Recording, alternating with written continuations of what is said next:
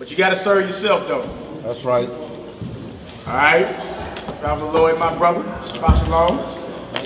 Just like D'Angelo. All right, we about to get started, y'all.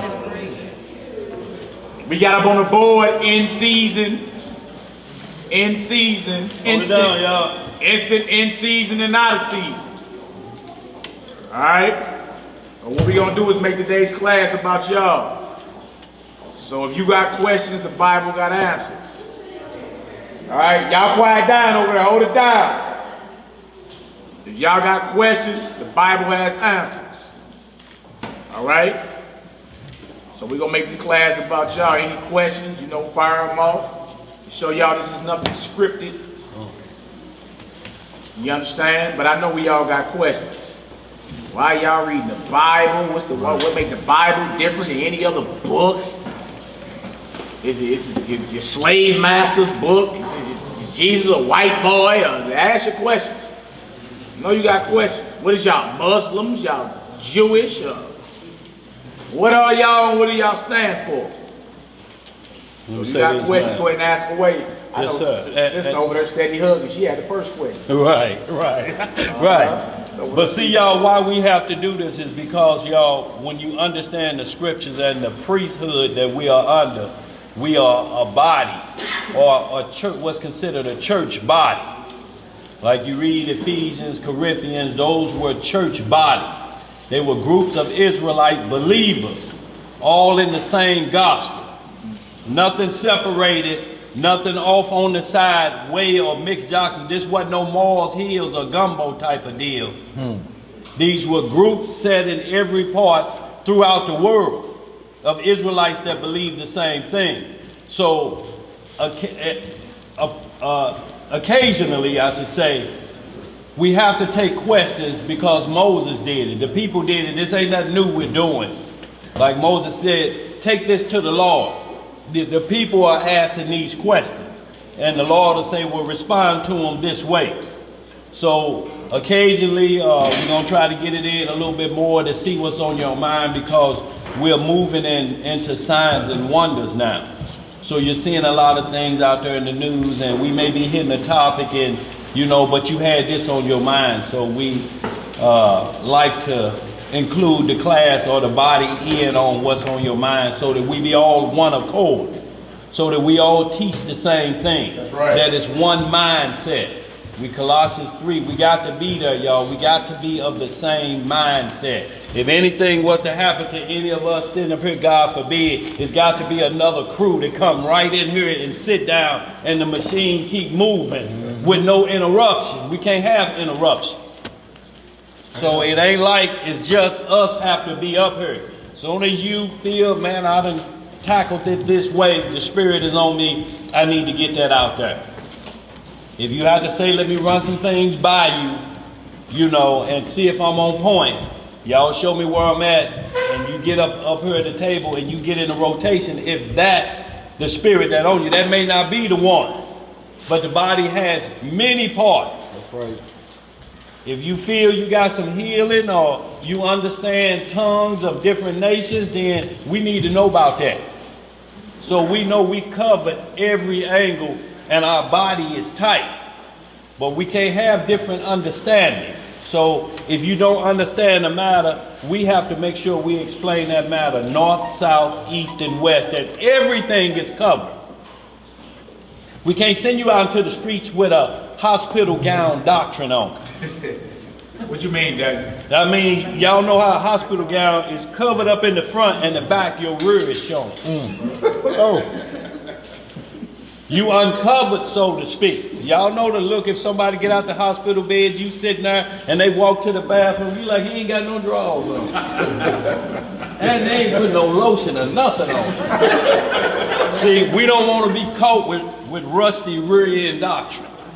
And how you get that all front, no back, and how you get that, you'll find them say, well, okay, that part's tampered with. No, all that means is you can't answer the question that's being asked.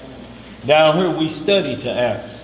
So we bestow that upon the church body so that they may be able to do it likewise. Say, so somebody come down here, all of us get sick and gone. it's got to be 4, 5 more get up here like it ain't missed nothing, because that's what the body waiting on. Do we shut the whole body down? God forbid.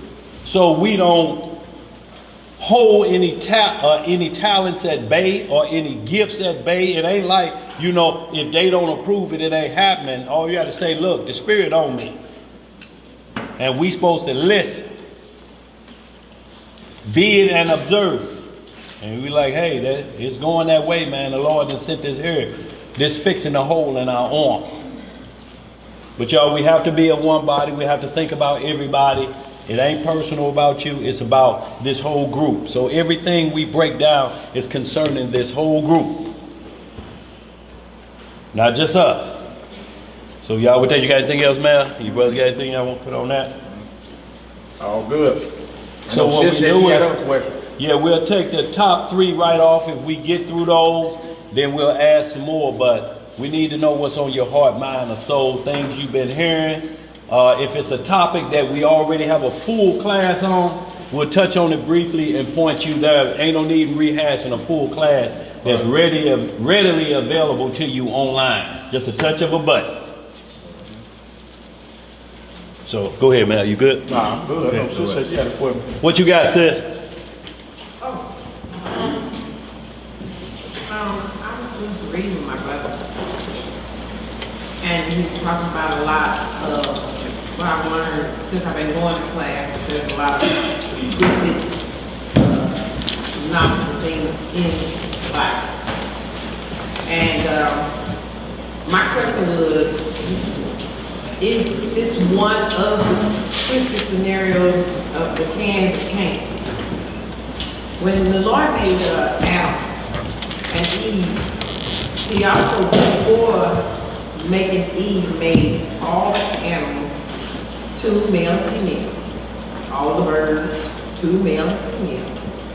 And all the fish, female.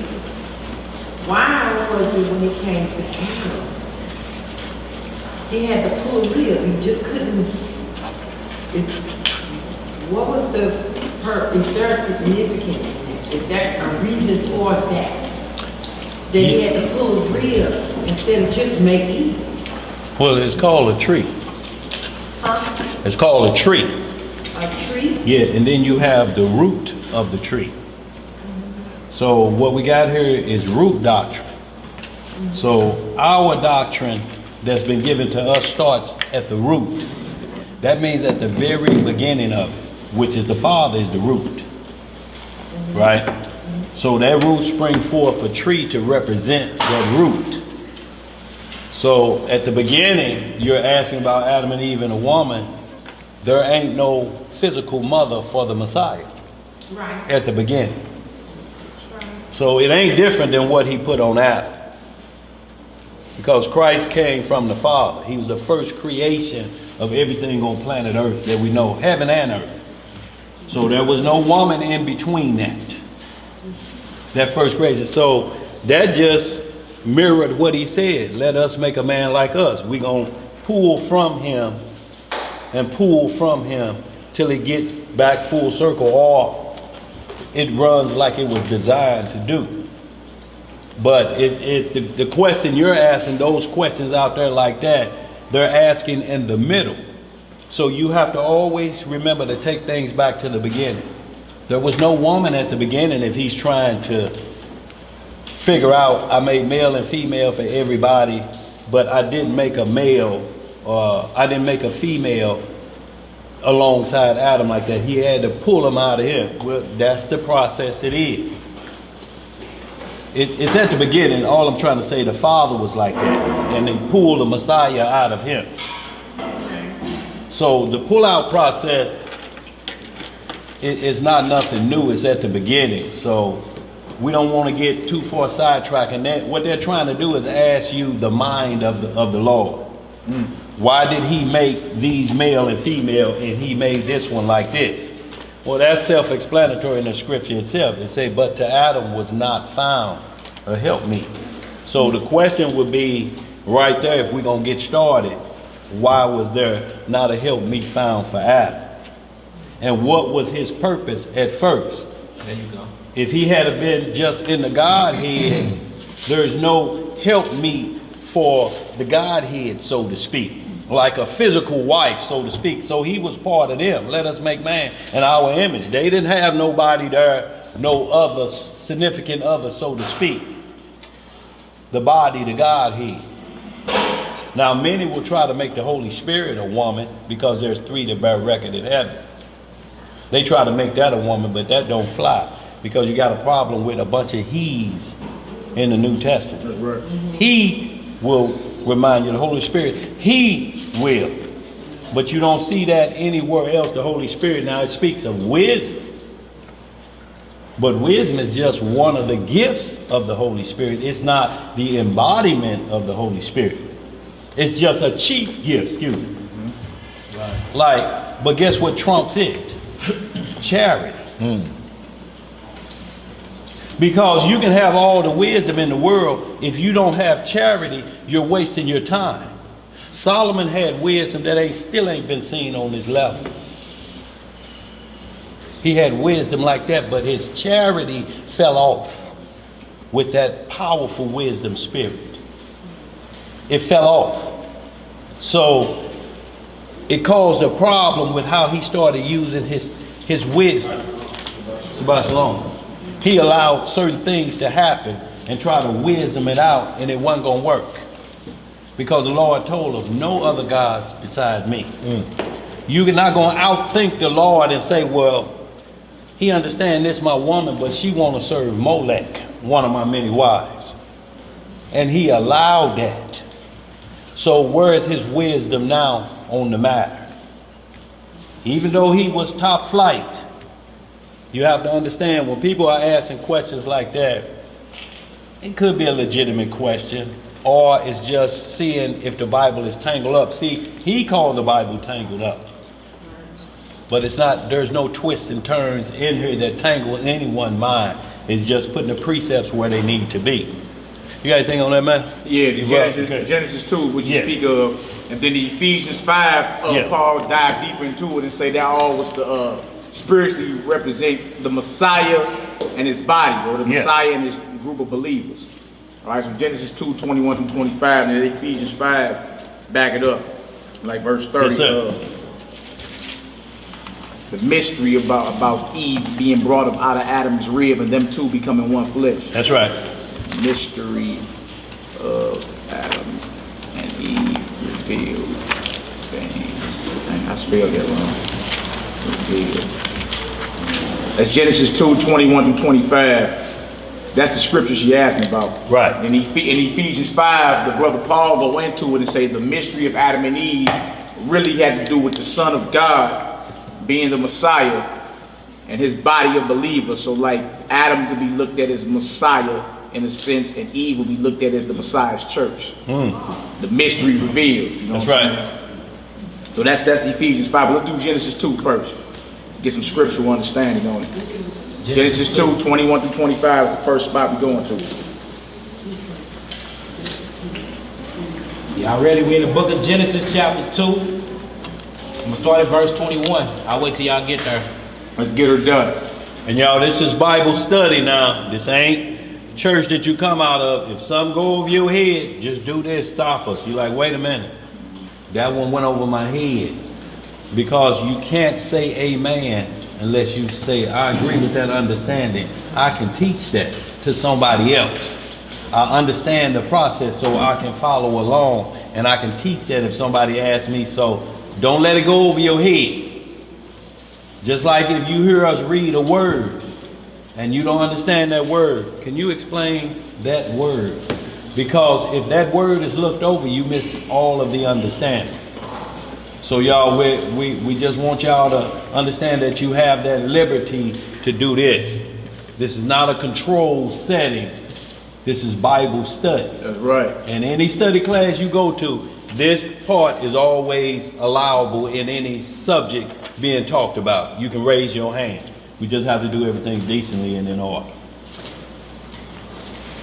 And you want to, before we get started, explain the rules so we understand too. About The two witnesses. Yeah. Oh yeah, that's why we went to Genesis 2 and then Yeah. Ephesians 5. When you're dealing with the scriptures, rules to study in the Bible, right? So you got plenty of people say, I done read the Bible from cover to cover. But there's rules to it. The rules are found in Isaiah the 28th chapter, 2 Corinthians 13, all over. Any topic you're talking about, you at least have to have 2 witnesses to validate that point. Meaning you can read something in Jeremiah and read something in the Hebrews, you understand? And it says the same exact thing. You can read something in Genesis and then pick back up in Revelations and it say the same exact thing. Feel me? You'd be like, well, why does the Bible repeat itself the way it does? You understand? That's because there's rules to even study in the Bible. It's a spiritual book. You can't just read it like you read one of your little novels.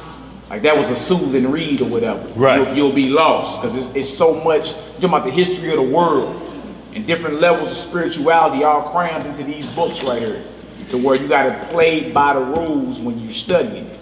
So she asked about Adam and Eve and the rib and all that becoming one flesh. That's Genesis 2:21 through 25. Yes, sir. But in Ephesians 5, they go a little deeper and let you know that mystery is a little deeper than what you just reading on paper in Genesis the 2nd chapter. That way we get to understand. So those are the rules. Like say we talking about the new covenant, we talking about salvation, we talking about who are the Hebrews. Whatever we bring up, we at least have to have 2 scriptures or 2 witnesses to paint the same picture before we can say that's a valid point. So in other words, what we can't do to y'all is what y'all been falling victim to this whole time in church. One line, do a verse, close the book, and collect some money. Right. You feel me? And y'all shouldn't let us do that to y'all. You're like, hold on, I need a witness to that. What a second witness at? You understand? And that means everybody is held accountable. Other than that, somebody can lick their finger, read you one verse, start dancing, close the book, God is good. Right. You feel me? And you leave about it like church was good today. What they talk about? Right. I don't even know. You see? So it's rules to study in the Bible to at least 2 witnesses. And it's way more than that once you start diving into different subjects. It's way more than that. But you at least got to bring 2 to get on board. To make a valid argument pertaining to anything, you at least got to bring 2 scriptures per topic to back up what you're saying. You understand? Then we can play ball. We can cross swords and see who understands this there and who's ain't. All right? Let's get her done, Hebrew. In the book of Genesis chapter 2, I'm going to start at verse 21. And the Lord God caused a deep sleep to fall upon Adam, and he slept. And he took one of his ribs and closed up the flesh instead thereof. And the rib which the Lord God had taken from man made he a one man. Woe man, huh? A woe man. And brought her unto the man. So this is basically Adam got put under the needle, sleep. Yeah. What they call it today, anesthesiology. Yeah. The Lord put Adam to sleep and performed surgery on him. He woke up like, oh, who is that? Right. The Lord like, look, that's for you. She for you. Right. He can go wherever you want to go. Where you want to go. No matter. It's all about y'all today. Verse 20? Not verse 1? No. I just play, bro. Verse 20. And Adam gave names to all cattle, and to the fowl of the air, and to every beast of the field. But for Adam, there was not found a helpmeet for him. Well, what we know, Adam couldn't have been a caveman. Right. Huh? On a kindergarten level, with his understanding and intelligence, he naming everything. Right. You feel me? That means that the divine spirit and the laws and commandments of the Most High was pouring out his pores. Right. Adam was just not some chump sucker that just popped up somewhere, walking naked. You understand? He wasn't like your boy, the latest debacle, Nature Boy. I know y'all heard of this clown on y'all, Daniel, that's a whole other story. You talking about Ric Flair? He clowned. Huh? There's all type of madness. It's all Ric type Flair? The old wrestler? Huh? The old wrestler? Ric Flair? The Nature Boy? No, not Ric Flair. No, bro, you gotta catch it. You gotta get on social media, bro. All right, bro. Oh, okay. But look, we see Adam had the spirit of the Most High in him, and the Most High gave him the understanding to name. He brought the animals to him and said, you name them. You feel me? He also told me in Genesis 1, you got dominion over all this. Right. You will rule all this. Right? You the one that's gonna be naming them. So what is that right there? What is that? Right? This don't sound like a caveman who didn't know what fire was. That's right. Alright? We talking about divine intelligence, made in the image and spirit of the Most High. Alright, let's read Hebrew. Verse 21 again. Yeah. And the Lord God caused a deep sleep to fall upon Adam, and he slept. And he took one of his ribs and closed up the flesh instead thereof. And the rib which the Lord God had taken from man made he a woman, and brought her unto the man. So you hear the brothers today calling their wives their ribs. Right. It's my ribs. This is all biblical talk. And go back to Genesis. Right? His rib was his woman or his wife. Right. Alright? Come on, Hebrew. And Adam said, this is now bone of my bones, and flesh of my flesh. She shall be called woman. And so he named her too. She shall be called woman. Come on. Because she was taken out of man. She was who? Taken out of man. There's a doctrine today saying the woman was first and not the man. That's what's going around today. You feel me? And in the same doctrine, they call the black woman God. You feel me? Like she's the one, even though we all come out of our mothers, as you know it right now, right? But in the beginning, the woman was taken out of man. That's what woman means. Yeah. Taken from man. Right? You ask us, so are you a woman? Yes, I'm a woman. What does woman mean? Taken from man. That's exactly what it means. Womb man. Womb from, taken from the womb. Yeah. Come on, Hebrew. And look, scientifically though, if you actually look at the DNA structure inside of a man's rib, he have every type of living organisms. It's all his DNA is compact inside of his ribs. Like, look that up, y'all. So what does that even mean? So scientifically, you can actually go and look through the scriptures and see that everything actually came from the man. So even though everything came from Mother Eve, she still came from Adam, which means all things came from who? Adam, man. Right. It goes back to God because he was made in God's image. Exactly. That's right. Exactly. And we all connected to God. And Made in the image of the Heavenly Father. And That's these right. are facts. You can look this stuff up. Just Google it, y'all. Let it pop up. It's amazing what a man ribs consists of. It's so much DNA database inside of all ribs, totally different from a woman rib. What does that mean? Verse 24. Therefore shall a man leave his father and his mother, and shall cleave unto his wife, and they shall be one flesh. Beautiful. And they were both naked. And they were both naked, the man and his wife, and were not ashamed. All right. Well, let's go to Ephesians 5, brother. That's right. Yes, ma'am. In Genesis 1, verse 26, where it says, and Elohim said, let us make man in our image and our likeness, let them have dominion over the fish of the sea. And then it goes to verse 27, where it says, so Elohim created man in his own image. Yeah. And Elohim, in the image of Elohim was created him, male and female, he created them. Yeah. Were they created at the same time? Were they created at the same time? Yeah. Yeah, when this is what it is. Genesis 1, and then you got Genesis 2. One is a summary of the other. Because if not, when we get into Genesis 2, we see Adam being formed out of the dust of the ground. You see what I'm saying? Now trip off this. What day was Adam created? Like what day was that in Genesis 1 you just read?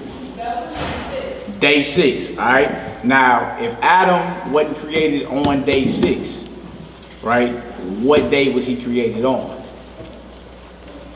If Adam was not created on the first day, we said let them be light. Yeah, so I'm saying, we got day 1, we only got 6 days of creation. Right. 7th day is Shabbat, right? Then we get into Genesis 2, and it's going back into the creation of this man.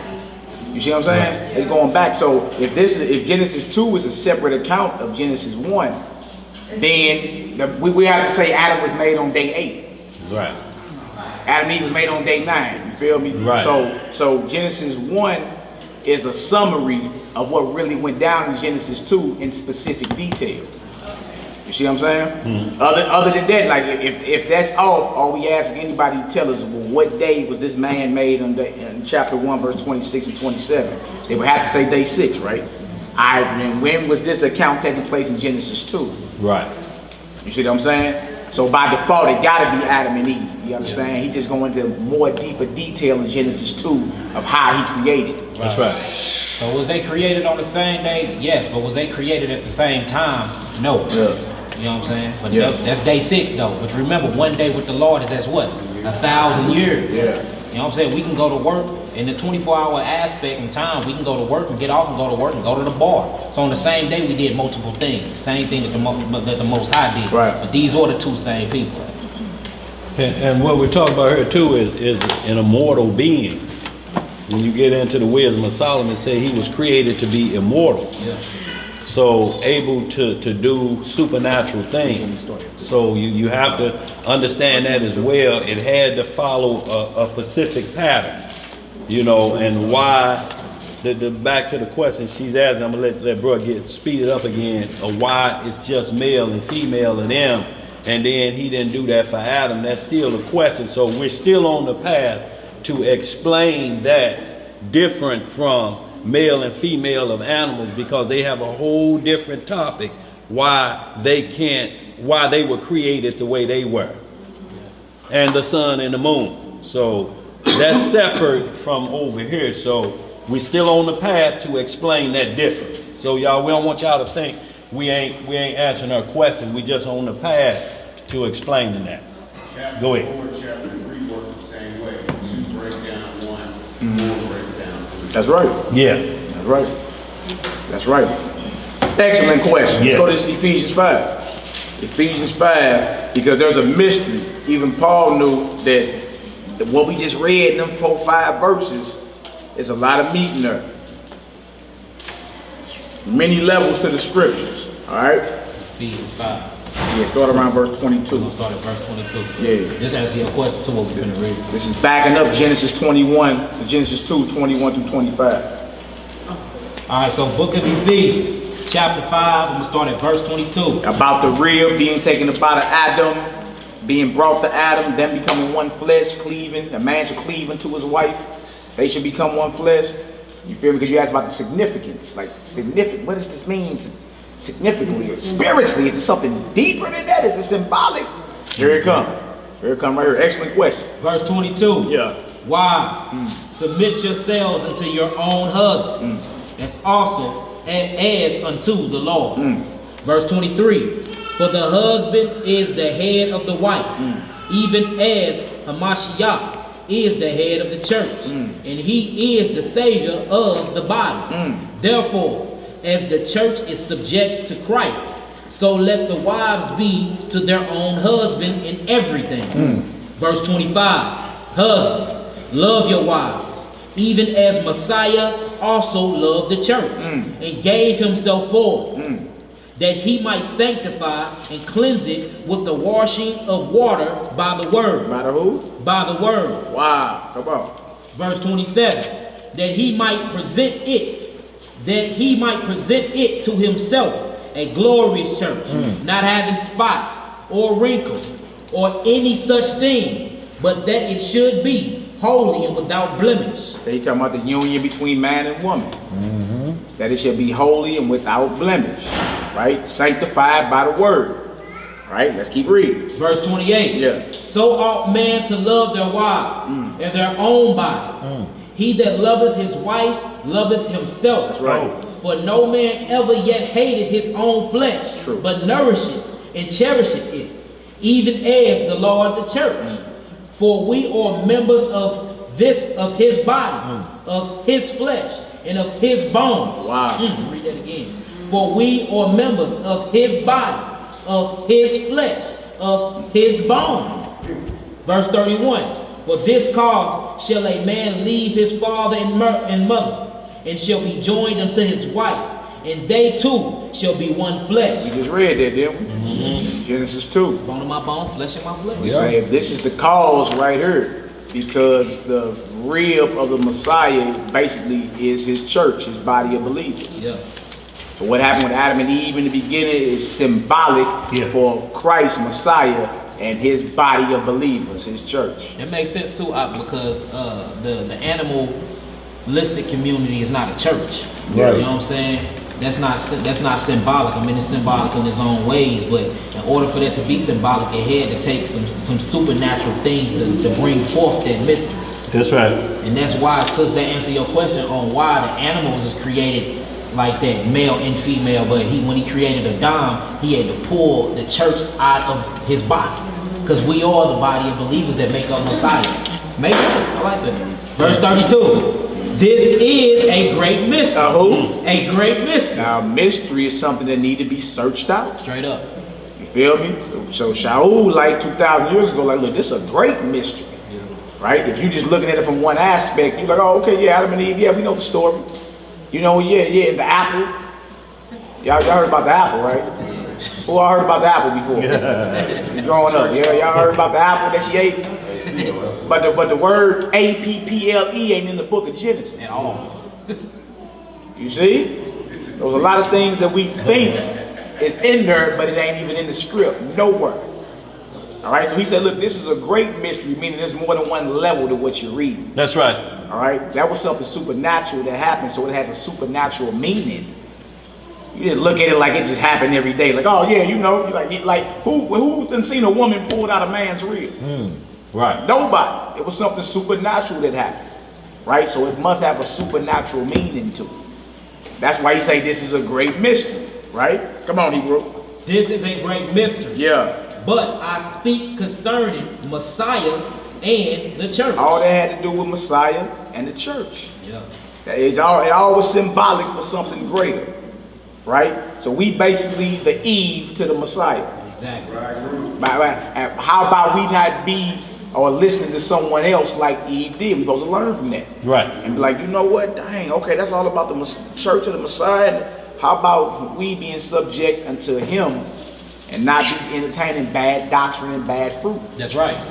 See what I'm saying? That was the problem out the gate. That was the whole problem. You already got ahead. Right? It ain't just to point the sisters out, because we the bride of the Messiah too, these men down here. That's right. We his bride as well. Like all the body of believers make up his rib. Right. Make up his body. No homo stuff going on. No. We're not Right. talking. Yeah, we all in the spirit with this. You feel me? They let the woman know too that y'all ain't the only people that got to answer to somebody of higher authority. Yeah. The same way y'all get put in subjection, we constantly putting ourselves in subjection under Messiah. We have a husband too. Yeah. Right. Like you said, no homo, but we have a husband. We have a man, and that masculine energy that shadows and actually be like, hey, this got to get done, this got to get done. Same way. So y'all should never look at it like y'all just got to be submissive, and we have to be submissive too. Just That's like right. Christ have to be submissive to his Father. Chain of command. Makes sense. Yeah. Yeah. Come on, Hebrew. What it say? Read that verse 32 again. Got you, priest. Verse 32 again. This is a great mystery, but I speak concerning Messiah and the church. So whenever y'all get a chance, go back to Genesis 2 and read verse 21 through 25. Look at Adam as Messiah. Look at the rib as the church. And see if you get some deeper understandings coming out of it. Right. Mama got a question too whenever y'all. Okay, let me finish that last verse. We coming right to you, Mom. Finish the last verse. Man. Verse 33. Nevertheless, let every one of you in particular. No, some of you. Every one of you in particular. Uh-huh. So love his wife, even as himself. Yeah. And the wife see that she reverence her husband. No doubt, no doubt. We're supposed to be in subject to Christ, the Messiah. Right. So it's supposed to be shadowed and mirrored in our union. You feel me? In our marriages, whatever. And the reason being is because it's your flesh. If you're looking at it like the first man, if you look at it, that came out of you. So you got to always keep remembering in your mind that came out of you. So you can't do violence to yourself. Yeah. That's right. You can't harm yourself, because you basically harming yourself when you do that, because that's you. Yeah. You know, that's what you're saying. This is, I'm getting my completing, I'm adding that rib that was taken and I'm putting it back. This puts it back right there where it's supposed to be. So you got to ask yourself, will you just keep hitting yourself like this? Nah, that's called spiritually being double-minded. You know, 'Cause that's you. so- That's your flesh. That's your flesh. You know, and it said, don't let nobody or nothing cut asunder that flesh. If it has to be cut off, you have to do it. You can't let nobody outside come in and do that. And that's even mental up here, that somebody say, what did your husband teach you? You know, and they said, nah, Your husband don't want you to have no fun. And then they cut that What'd you flesh say, boy? off. Yeah. See, it's basically like if you're in the grocery store and guy roll up on you and he say, hey, how you doing? You know, you married? Yes. The conversation should end there. But that don't end there. The next question out of his mouth is, are you happy? What does that got to do with I said yes? That has nothing to do with me saying yes. At that point, it's off limits at this point. But it's just a quick thought. Am I happy? I'm at the grocery store and he watching the game. Dang. And then when I get back, I got Epsom salt in here. I got to scrape that husk off his. Hell no, I ain't happy. But he ain't talking about relieving you of none of that, sending you to the spa to get yours. He's just asking, are you happy the same way that Satan asked in the garden? Do you want to know more? And know is to bring into the knowledge of sexual intercourse. Yeah. I want to get to know you. I want to get to know you. So that's all he's saying. Are you happy? Is that the only part that's lacking in your relationship? Would this make you completely happy? If something else comes in, no, that ain't gonna make you happy. That's gonna bring in chaos. Right. Because now you got a disorder going on. You got the reproduction cycle ain't going like it's supposed to go. So y'all, we have to be really understanding this matter when you're talking about one flesh and nobody cutting asunder. You know, you can advise through these scriptures, but you can't give the word. No, I'm going to divorce y'all. I'll take care of it. Nobody get to do that. That's evil. That would be evil. So that's what happens if you're not careful and you're listening to bad counsel and people is telling you and they do it. You know, they don't even do that out in Clayton. They just ask you, y'all, so y'all just ain't gonna get along, huh? Okay, sign the paperwork. Y'all get 30 days to change your mind. If you don't change it in 30 mind, it's on the books. That's just basically what it is, and that flesh gets separated at that point so that the whole body don't die. That's what the Messiah said. If your eye offends you, pluck it out. It's better to go in there with that patch over your eye, with the A-mate look, than for your whole body to be thrown in the lake of fire with both eyes. Straight up. Go ahead, brother. Sis has something. Go ahead. You said in Ephesians 5:32 that it is a great mystery, and we can find out about this mystery. Well, how do we find out about the mystery in the Bible, and where do we go to find out about the mystery? If you want to get that word mystery, look it up. What she say? Yeah, we'll look up mystery. She's saying, like it says, this is a great mystery. Where do we go to understand the mystery? And where do we go to find out about the mystery? well, we want to get the word mystery so we get it understood what it is. That is not just some hocus pocus or something that just may fly around and it may show up in a book somewhere. So we want to get you the understanding of mystery first. So that now we know which direction, how we have to move with the scripture once we understand the word. Because mystery to you may mean something totally different than from the Bible. Like, for instance, what is a mistress? Oh, no. What's a mistress? Says you. Yeah. A mystery could be a man's woman or a lady On the side. on the side. Okay. See, the Bible says just the opposite. That ain't what the Bible says. No, I want you to understand what I'm saying. That's why I'm asking. Yeah. I don't know. Right, but I'm saying your answer is the common answer. In That the society. world, that society believes what a mistress is. Oh, Because yeah. they say this is his Side mistress. piece. That's his side piece. But the Bible says the mistress is the wife. Like he's the mister, she's the mistress. But society now makes the mistress or this woman over here on the side the mistress.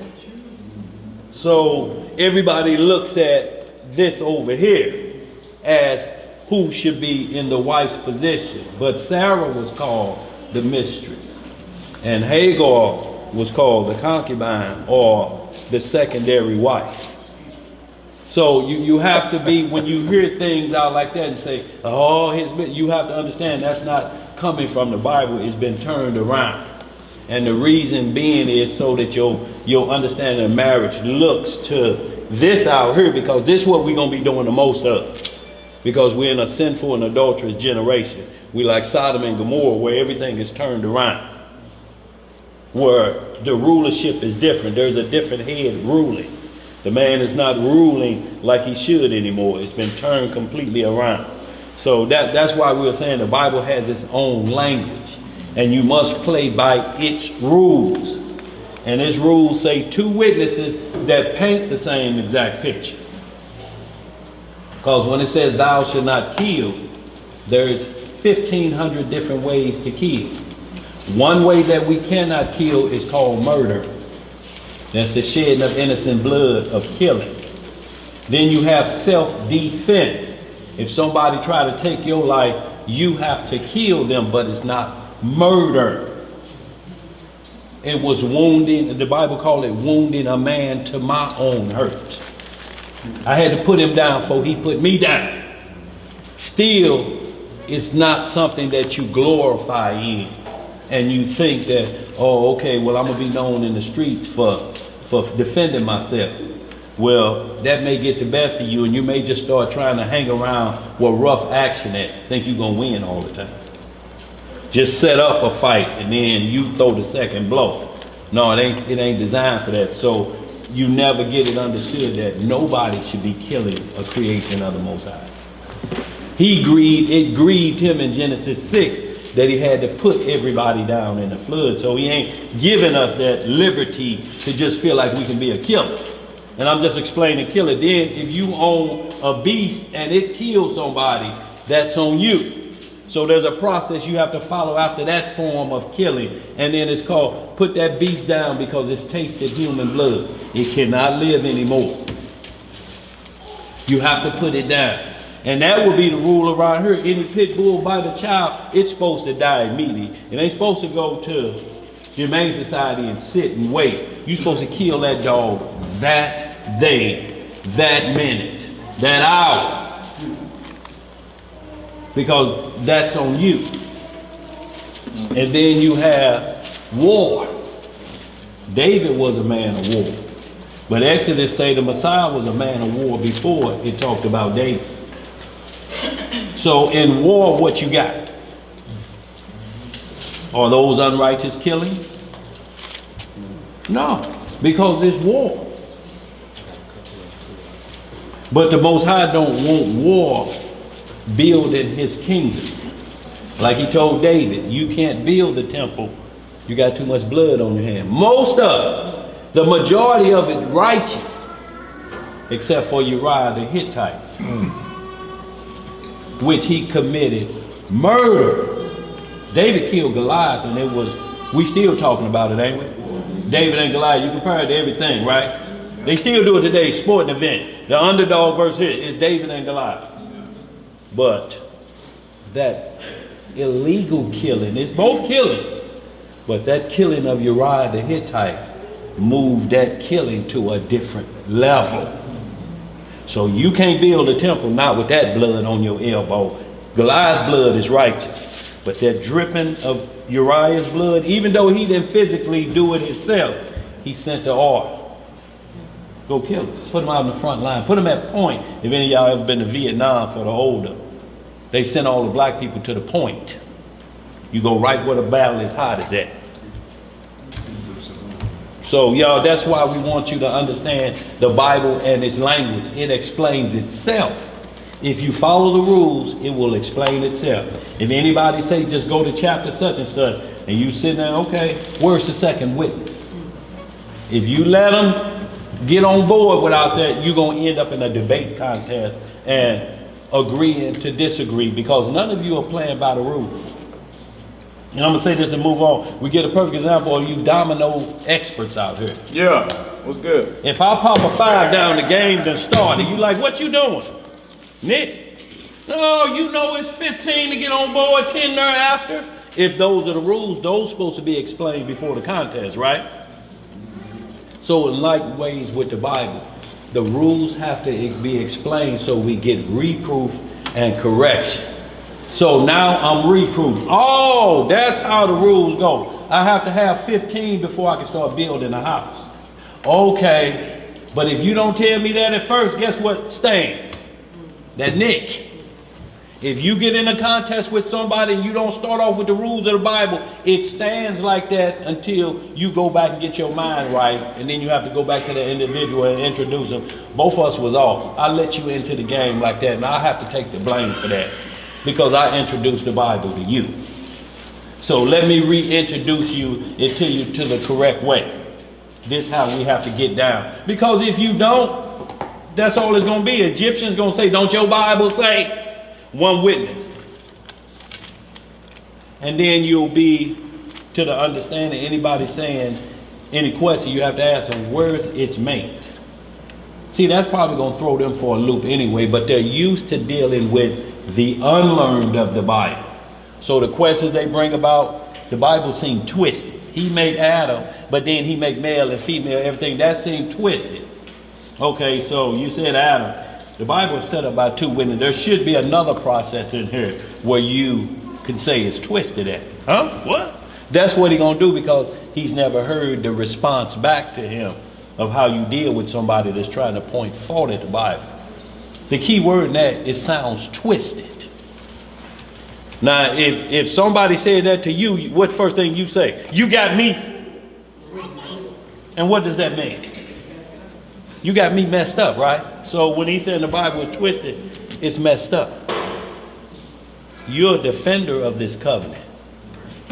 It ain't messed up. You can't have the thought in your mind that it's messed up. That's the devil is trying to do to make you think that I'm walking around with messed up covenant. So that's why, y'all, we have to have these classes and make sure you're able to do this so you don't get twisted out there. Messiah had to do it for the disciples all the time. Or you too without understanding. Then he have to break off a pearl. When David did this, when he ate the showbread, what did that mean? When they talk about honoring the Sabbath. And when the priest profaned the Sabbath, how is it still holy? He went back to two witnesses to get his answer. And then when they like, oh, okay, then he break it off to them. This is what my father is teaching about this particular topic.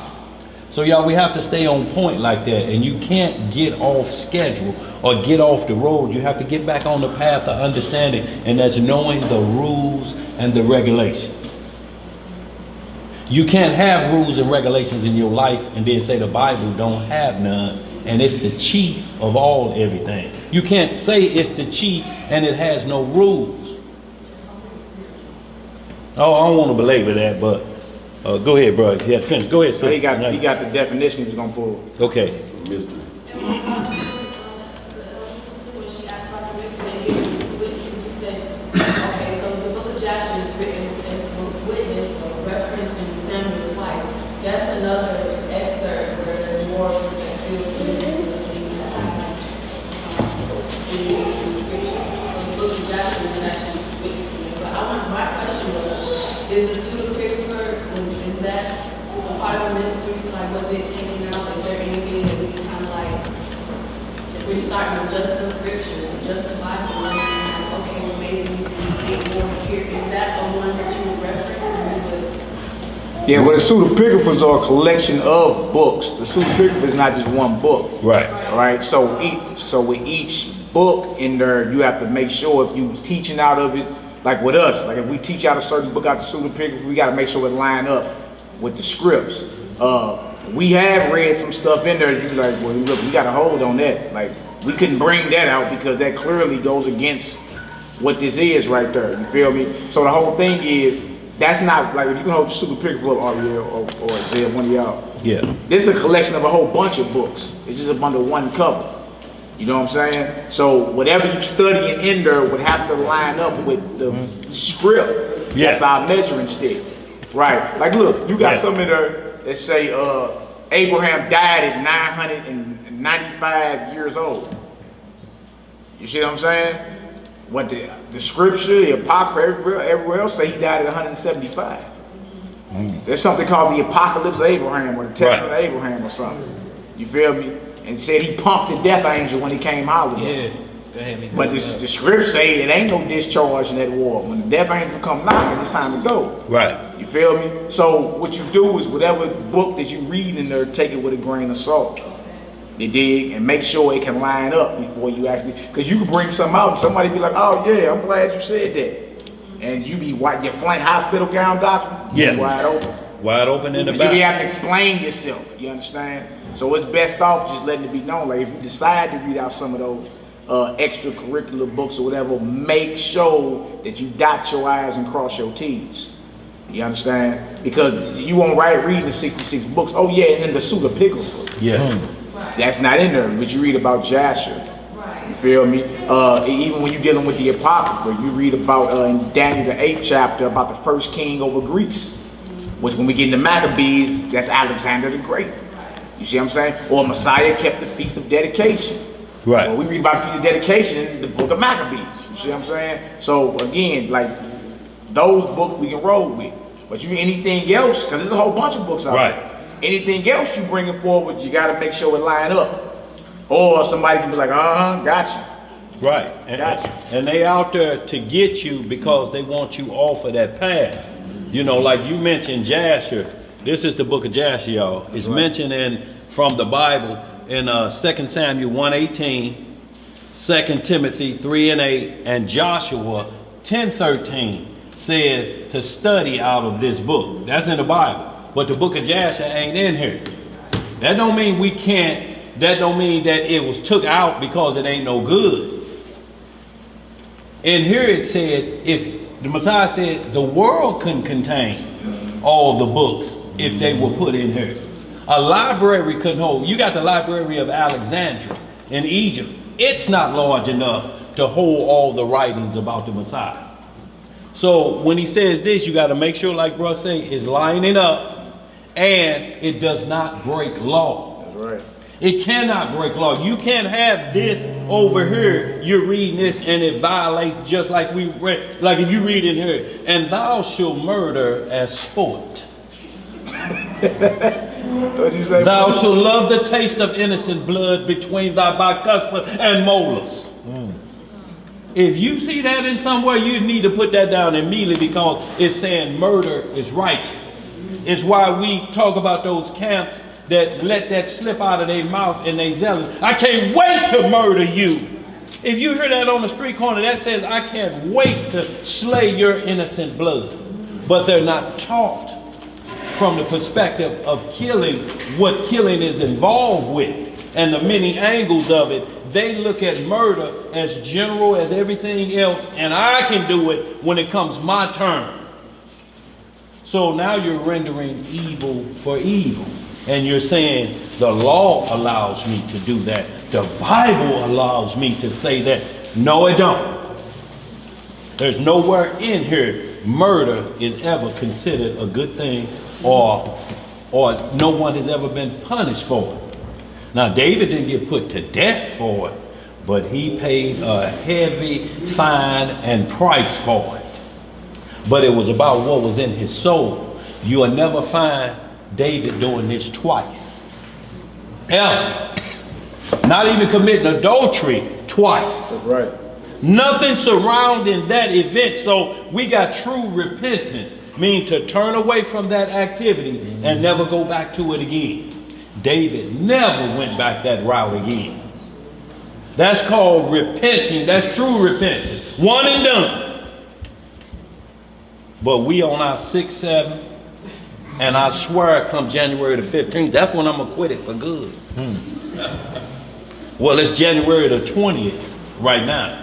So you're saying I'm going to need that whole year circling back around 5 days ago, then I'm acquitted.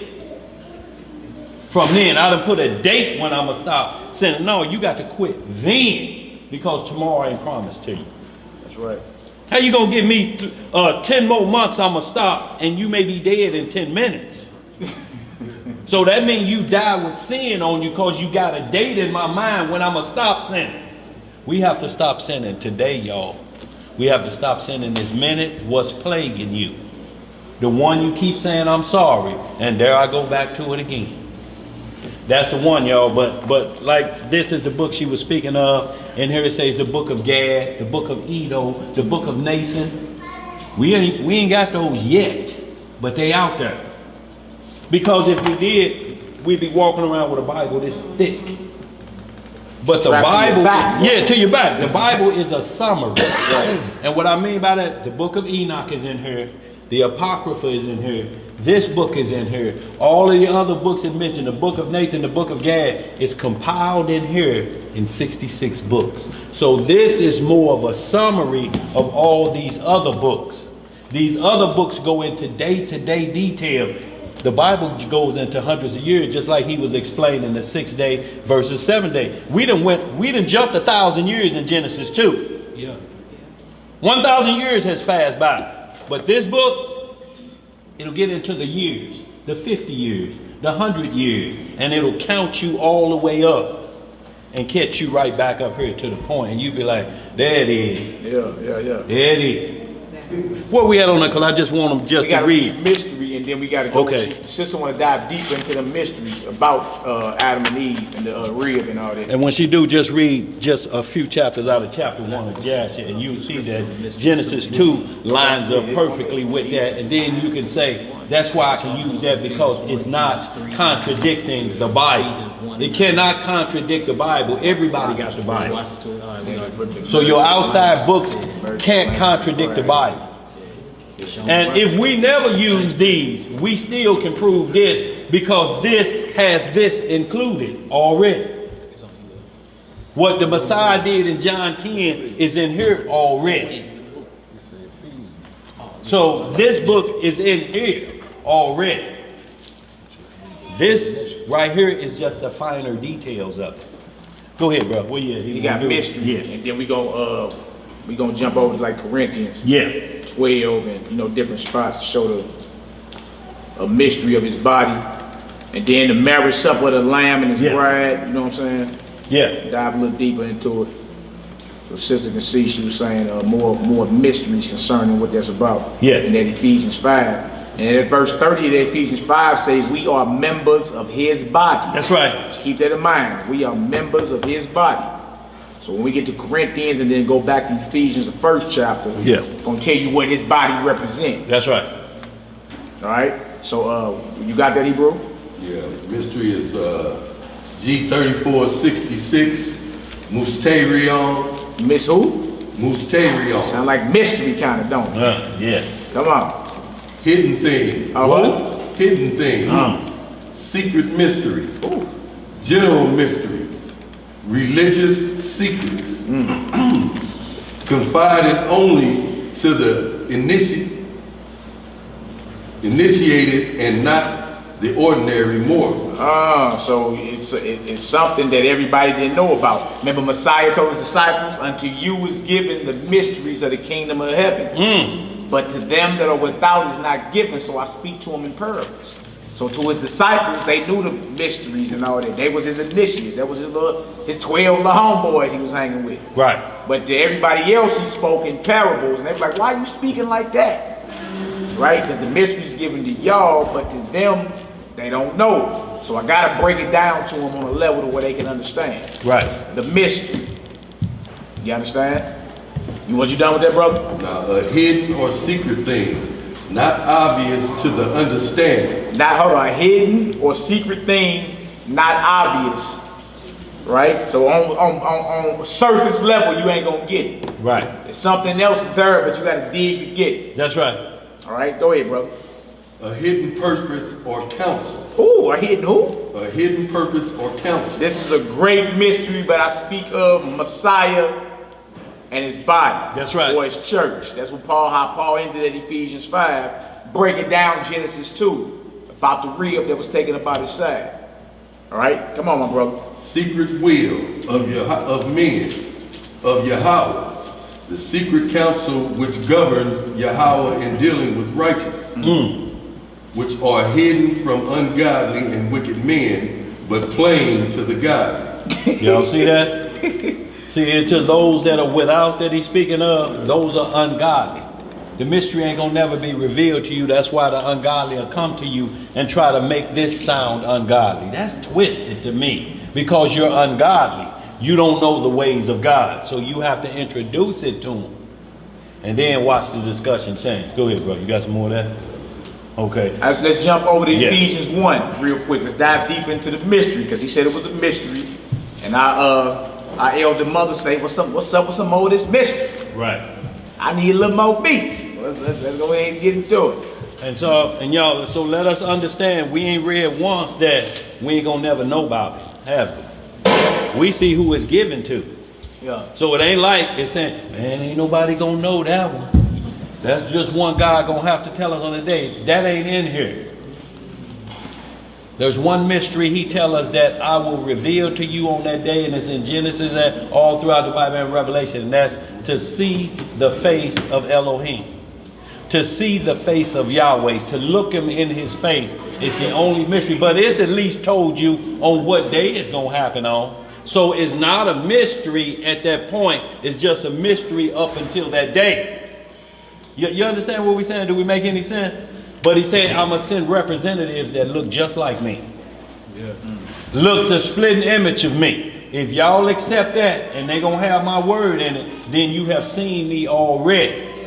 But I know y'all want to see me just like we want to see the promised land, y'all. As much as we want to go to Jerusalem right now, we know it ain't the promised land right now. It's not what was promised to Abraham. What's going on over there now. That's right. So you can trek over there and the promise ain't there. The promise is coming. And you have to believe that that promise is coming based off of everything you read, and it's close, y'all. Like when you hear it say, it's one day closer to Holy Jerusalem, every day you wake up, one day closer to Holy Jerusalem. That's right. That don't mean, well, tomorrow I got a ticket and I'm going to fly over there. No, that's not the one day closer we're talking about. We're talking about everything that's written from Genesis to Revelation will be manifested on planet Earth right before our eyes. Now, whoever didn't believe that, they going to have to swallow hard and think about the judgments that's coming. But the righteous ain't got to worry about that, y'all. We ain't got to swallow hard. Go ahead, bro. Ephesians 1, I believe it is, my brother. Yeah. Ephesians 1, like 17 on down. Get further into Messiah's body. Ephesians 5 and 30 said we are members of his body. And he said, I speak a great mystery. Till a man leave his mother and father, cleaving to his wife, they shall be one flesh. I speak a great mystery. But I speak of Christ and his church. What we read in Genesis 2 was symbolic for the Messiah, you understand, and his rib being his body of believers. Let's get deeper into it. Ephesians 1, Ephesians 1, 17 through 23. We're in the book of Ephesians, chapter 1, verse 17. That the Elohim of our Master Yahweh Shah HaMashiach, the Father of glory, may give unto you the spirit of wisdom and revelation in the knowledge of him. See, so he ain't called for you in this walk to be like without knowledge. Right. That right there had a whole bunch of meat in it. It say, Sure give did. unto you the spirit of wisdom and revelation and the knowledge of him. So once you come to Messiah, you're supposed to be growing in knowledge, growing in revelation of it, right? High spiritual understanding, intelligence, all of it. Supposed to be growing, not plateauing off and declining. That's growing. right. All right, let's read, my brother. The eyes of your understanding being enlightened. Wow, this don't sound like no caveman doctrine, Right. really. The eyes of your understanding being enlightened. What else, Hebrew? That ye may know what is the hope of his calling, and what the riches of the glory of his inheritance in the saints, Ooh, come on. and what is the exceeding greatness of his power to usward who believe. Now hold on, the exceeding what? Greatness of his power to usward who believe, Exceeding greatness of his power. Wow, come on, Hebrew. To us that believe. That's the key. Come on, Hebrew. according to the working of his mighty power. So this is not nothing weak, Now some people got, when you into the Bible, you soft. You L7. We just read exceeding power, wisdom, revelation, mighty power. It ain't got nothing to do with being some chump sucker. You know, you just, all soft now. So that has nothing to do with that. We talking about spiritual power. You feel me? Power that this world ain't seen since the days of old. That's right. That's what we talking about. We not talking about you becoming a nun or, some little altered boy. Right. This is not that. This is not what we talking about. Altered boy. We talking about the sons of the living God. Yes, sir. The sons and daughters of the living God. That's powerful. That's powerful. What else to say, brother? Verse 20. Yeah.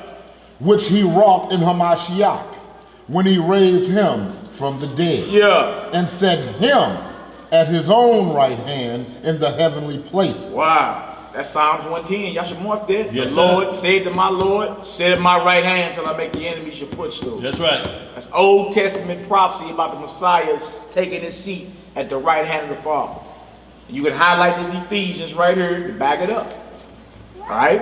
What he just gave y'all was a second witness or two witnesses to explain this topic if it ever comes up. The Messiah at the right hand. So you go to Hebrews 1:10 and mark Ephesians 1. Psalms 110. Psalms 110, I'm sorry. And go to and mark Ephesians chapter 1 verse 21 right there, 20 and 21 right there. Yeah. And then mark Psalm 110 in this Ephesian part. That's right. So when you see that, you locked and loaded. If this discussion come up, I got my two witnesses locked and loaded on this subject. That's right. So y'all, this is what the study is. You go back and make a mark on the other page and make the mark right here. Yeah. Now the boy that teach that Joseph is the biological father of the Messiah got all his marks in there, and a reward to you for listening to his man-made doctrine, you get to get his book that's marked up. I'll give you my study Bible with all them bad precepts in there. Because his Bible, his study Bible, have to have lines drawn through them. Right here, James went off. You'll hear them say that. So we mark that right here. Right here, John the Baptist didn't know he was Elijah, so I'll put an X through that. And over here where Joseph was talking with the angel and Joseph is asking who baby is that, we'll scratch all of that out. So that's the Bible he's going to give to you. Y'all, it ain't no game, y'all. We got to be on our guard because our adversary ain't going to stop until he conquers your soul. Go ahead, brother. When verse 21. Far above all principality and power and might and dominion and every name that is named, not only in this world, but also in that which is to come. What? And hath put all things under his feet, and gave him to be the head over all things to the church, Come on. which is his body. Which is what? His body. The church is the body of Messiah, the body of Christ. That's right. Right? Ephesians 5:30. We are members of his body. Okay? Let's right here in Ephesians 1 say, which is his body. Come on, Hebrew. The fullness of him that filleth all in all. All right, we're going to come back to that Ephesians. Y'all keep on to hit chapter 3. Let's jump over to 1 Corinthians real quick, though. You going to 11? 1 Corinthians. Yeah, we do 11 too. No, just that one particular part. First The man is 12. not of the woman, but the woman of the man. Yeah, that's just part of that mystery. Okay. 1 Corinthians 11 just hit right in about verse 12, just where the man is not of the woman. But neither. Where you want me to go? You go 1 Corinthians 11. 1 Corinthians 11, hit right at verse 12. Let me make sure. Yeah, 11 started right about verse 7 or 8, and just down to 12. 7 through 12. Yeah. All right, first we're going to go to 1 Corinthians 11, 7 through 12. And then we're going to jump. I'm tripping, 71. And then we're going to jump over to 1 Corinthians 12. Diving a little bit deep into this mystery. We're just lining up our precepts showing the body of Messiah is symbolic for those that believe. That's right. And we just read about his mighty power toward us who believe. Let's show that. And then we're going to end the whole mysteries with the marriage of the Lamb. Oh, yeah. Well, the same thing would happen when the Most High brought Eve to Adam. Same exact thing. And that was in paradise. That's right. That was in what's called the Garden of Eden, paradise. Or the New Jerusalem. Same thing, paradise. Right. It's a tree of life there, the rivers of there. All the precious stones are in there. All right, let's get it, Hebrew.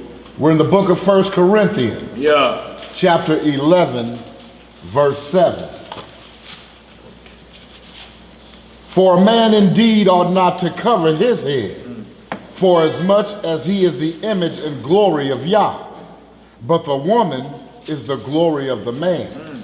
See, so you're seeing the rank and file order. A man is not to cover his head or to put another spiritual being over the man's head. So first we got to look at it spiritually, and then we look at it physically so we understand the practice. See, because we're visual people, we have to do things to kind of trigger our spiritual consciousness. So after a while, you'll get to a point that where you truly understand that. But for now, because we're trying to train ourselves to get ready for the kingdom, he put rules out there for us, symbolically typed, but they're all spiritual in nature first. Just like he said, man, right here, for man ought need not to cover his head, for as much as he is the image and the glory of Yah, but the woman is the glory of the man. Meaning there's a respect level. If you on point with your game and you're doing what exactly you're supposed to be doing, we will be the glory of the Messiah. He could show us off to somebody. That's my glory right there, y'all. That's me. And the woman is the glory of a man. That where Proverbs 31, the virtuous woman comes in and says she at the market. She ain't worried about, are you happy? It's already known she happy. Right. Before that wolf come round the aisle, he already know. He see it on her. He like, no, that's happy right there. Let me move on down the aisle. Yes, right there, right there. Looking mad as hell because she's snatching on his products and throwing them in the basket. That's who I need. Yo, y'all think it's crazy, but those are the spirits that's out there to knock you off of your game, and they're in every place you go to. The devil don't take a part out. When you say, y'all, by the way, I'm going over here, this is where we going. What y'all doing? Like, this is where we going. He like, oh, send me a few representatives over there. That's right. He's sending his boys over there, trying to catch you off your game. Go ahead, bro. We're in verse 8. For the man is not of the woman, Right. but the woman of the man. So that's what we read in Genesis, right? The woman is of the man. So we see how this is lining up what Paul is teaching. He's going back to the same mystery. Go ahead. Neither was the man created for the woman. So we know that the man was not created for the woman. It didn't start off that way, or the woman would have been created first. Go ahead, bro. But the woman for the man. For this cause, we ought the woman to have power on her head because of the angel. So now this is another mystery right here that's tied into this. This saying, for this reason that the woman came out of the man, it's because she have to remember this because of the angels. And this make everybody scratch their head. What does that mean? It's one thing I have to call him Lord like Sarah said and be in subjection to him. Okay, I got that part, but now we got these angels. What does that got to do with anything? See, y'all, these are all mysteries talking about that war in heaven. You got to understand the only reason Adam and Eve were created was to fix that war in heaven before they were ever formed or thought about. Exactly. Genesis 1 and 1 and 2 is coming out of another flood, before Noah's flood. Adam and Eve were told to replenish the earth. You have to understand, they are making up for an event that happened before they were thought about. But we'll get into that another day. Well, you got Go ahead. wheels turning now, Yeah. Before you put so much meat in there, I'm gonna ask all questions on what you said. Yeah. But just a little bit, so we connect the spiritual to the Most High from the jump. So everything that goes on here has to go on in heaven. Everything is just connected. It can't change. That's No, what it is. we can't put earth before heaven in any thought process because we're putting the ladder like it's the beginning. What's done on earth as it The is in heaven. Right, the Messiah always said, as it was in the beginning, when he's explaining things, he always go back to the beginning. The beginning is where we're going back to. We're not going back to Mount Sinai. We're not going back in the middle of anything that what transgression has already took place. We're going back before transgression. We got to get to a point that where we see what it was like before sin hit anything. Right. That was glorious. Right. Who done seen that? Everybody in here know good and evil right now. We've eaten of the tree of good and evil. That's what we know. But what we don't know is what it looked like before sin entered into the world. Right. It says if you were to see that, it'll kill you right now. Your face couldn't understand. You couldn't handle that in this corruptible flesh and see it. It'll kill you. Right. But what you were saying though, Hebrew, you Good. correct, but it's the heavens first. Like Yeah. think about any elements that come, like when it rains, where it come from? When the sun shines, where does it come from? Right. If a tornado come out right now, where does it formulate from? Right. I So said that anything. because he said that Adam and Eve was put here, so we can have that to make up, so we can have that perfect chance again at everlasting life. Right. Most definitely, most definitely. And then right here, which we reading right here, First Corinthians 11, and pretty much what 7 to 11, pretty much 7 to 11, tie into Isaiah chapter 30. About when you say go to the rebellious children, Cover with the cover. Yeah. They cover with the covering, but not in my spirit. Right. But they may add sin to sin. So you understanding it first. Everything is always spiritual first. So whenever discussing about a Bible, he's right on point. If we go run to another covering, like Egyptology is hot out there right now. That's got 380 gods? 60 God. 360 gods. You're under 360 now. But the beginning of our instructions is what? Thou shalt have what? No. So right here, we own here. So if anything we read puts another God in here, other than what considered the Godhead, let us, the us. If you include anybody else in the us part, and it has a different set of rules, laws, and statutes and judgment, you got to get out of here. Like Farrakhan says, the Quran is an extension of the Bible. But he never quotes the Quran, he only quotes the Bible. And nowhere in here it says, and thou shalt wait for Ishmael to show up. Ishmael shall have the rest of my writings. Ishmael shall succeed revelations. Where y'all read that at? See, they have to force him in there. But he ain't in there. There's a whole nother covering for Ishmael and what he chose. At the beginning, Abraham gave him this covering, but he went off and grabbed hold to the moon god and violated Deuteronomy 4:19, went after the moon. That's why the Muslims, the crescent moon and the star, they chase the moon god. That's what Allah is called, the moon god. So he went off after that. He's chasing another covering, like bro is saying. So we always have to remember everything is spiritual first. But what we need to get to is this angel thing that's driving people crazy, because it's part of the mystery of before Adam and Eve was formed. This had something to do with them angels. Some type of war in heaven. If you don't understand that it didn't start with Genesis 1:1, then Adam. No, it was. They were born into a war like we were born into a war. That's right. Who was waiting on them in the Garden of Eden? Who was down there? Slick Willie. So when did he sin? Exactly. Before that, notice what he told Adam. He told him to dress and keep the garden. He was guarding. What did you guard the garden for? What did you have cherubims at each of these gates inside of? What is y'all trying to protect the garden for? If ain't nothing going down inside this garden. That's right. It was war. It was war in the heavens before then. Satan fell, went into that garden, and he deceived mankind. That's why we fight back to get back to the garden. Jerusalem descending on high is nothing but the Garden of Eden. That's right. Back to the garden. We taking back on our immortal fashion and becoming the immortal man of God. That's right. The whole point of this test.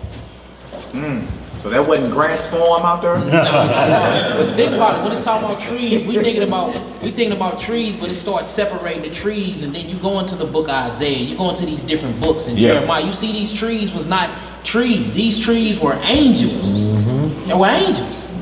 That's why he says you can eat every fruit. You can take counsel from every other tree in this garden, but Satan. That's what he was saying.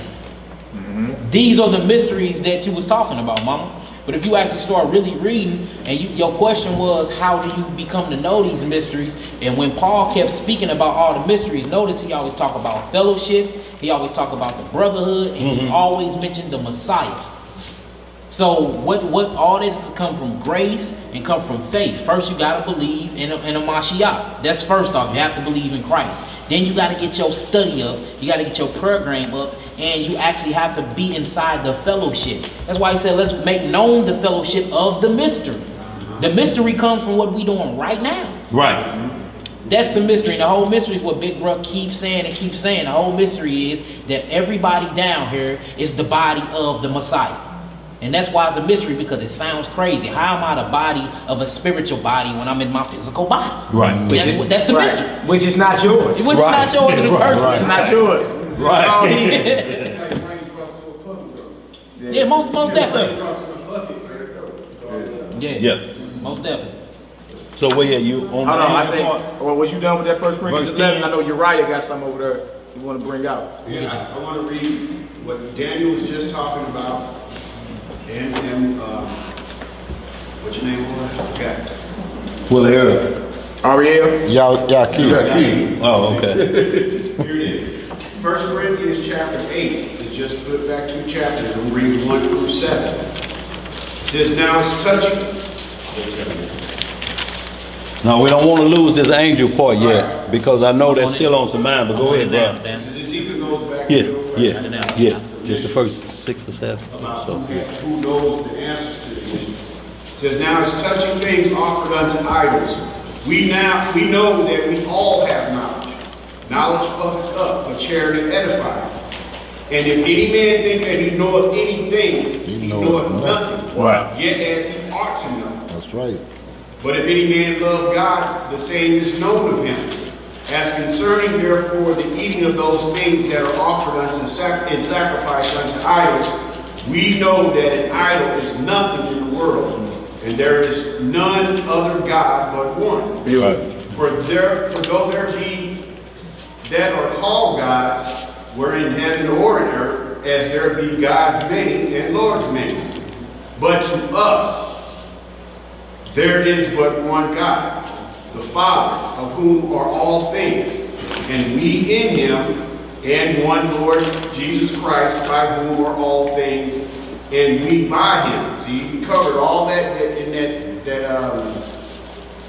where was we at earlier when we talked that Ephesians. Right. Okay?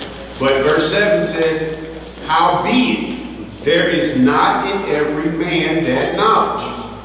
For some be conscious of an idol, of the idol unto this hour even, as a thing offered unto an idol, and their conscience being weak is defiled. So not every man hath this knowledge.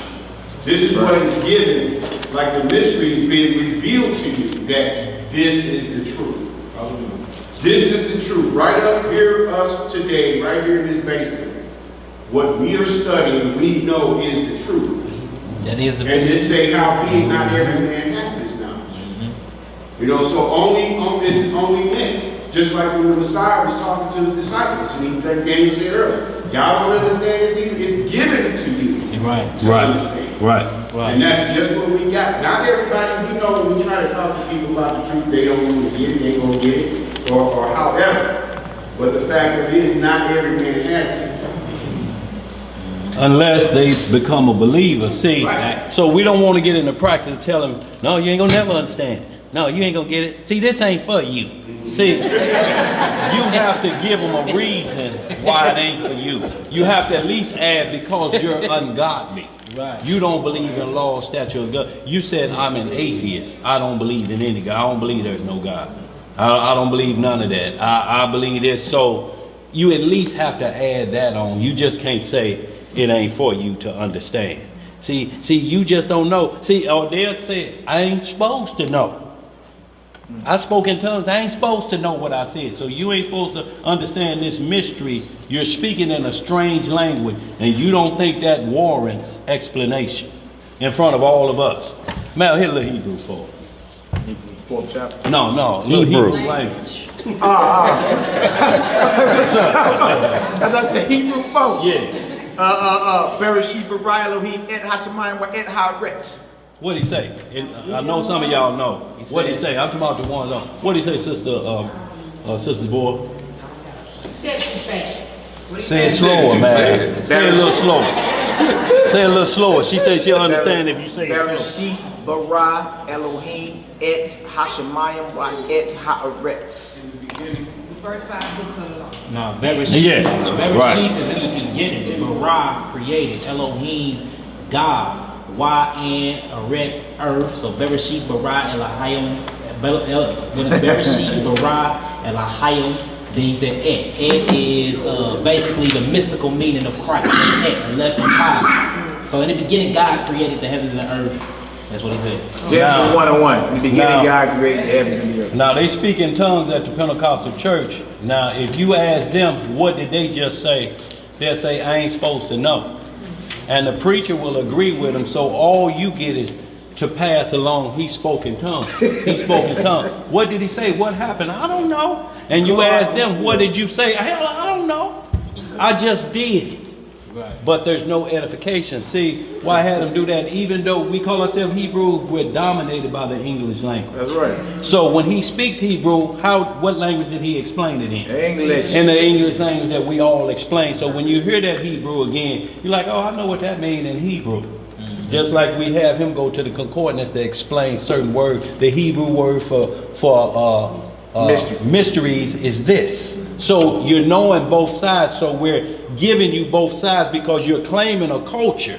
You at least have to understand it from your cultural perspective. When you explain things first from spiritual, because it deals with all mankind. Most High don't care who you are, because he put down Sodom and Gomorrah before Israelites were established, didn't he? He killed Cain. Well, Cain's whole line was put to death because, and that was that was before the flood, wasn't it? So his righteousness and his spirit, his law supersedes anything that we'll try to put first. Like in Psalm 138, my word is above all my names. This is what we always give those holy name rollers when they say, you got to say it Yeshaya. You got to say Yoshua. You got to say it this way. We point to that and say, what is his word that's above all these names you're giving out right here? What is it? It's his law, statutes, and judgments. He was the walking law of his Father to show us how to walk in pure righteousness. If you want to be in the kingdom, this how you got to walk. This the real what would Jesus do. That's right. If you looking at some other way, you're inviting it, and it's cherubims at the gate. You ain't getting in there with that thought process. You got to get out of that and think that you can take this bad behavior in that kingdom. Cherubims with a flaming sword at that was. Adam was thrown out that kingdom, and he was formed supernatural. That's right. What we call preternatural. He was of the earth substance and a supernatural being. Yeah. He was called preternatural. That's where we become, when one of the gifts of the Spirit bestow us, we become supernatural. I mean preternatural. Yeah. Now supernatural coming when we put off this corruptible flesh. And this body can't die no more. This flesh never gets old. It smells like that baby's all the time. Yeah. It's like when you hear about, I'm gonna say this, I'll move on, the streets of gold, transparent as glass. Do y'all trying to put in y'all minds gold that you can look through? But the script point always to children. It's like when you look at this baby eyes, they're so white. You say they're so white, they're so clear. But are they clear? Can you see through them technically? But what you're saying is, I don't see no harm in there. That's right. I don't see no stains in there. I don't see none of what I was sneaking off to do last night in there. And those eyes are clear. You can see through them, and that's why he always turned toward them. Unless you accept the kingdom like this, clear-eyed, with no stains on it, you can't enter in. But we'll try to drag a whole bag of that old stuff in the kingdom, like we're a hobo with that on our side, waiting for your turn to get into the kingdom. You ain't bringing that in here. Just like they stop you at the stadium, you got a whole bag of your foods, your own beer and stuff. They like, you can't bring that in here. Right. So move on, bro. Yeah. You say your own beer. Everything.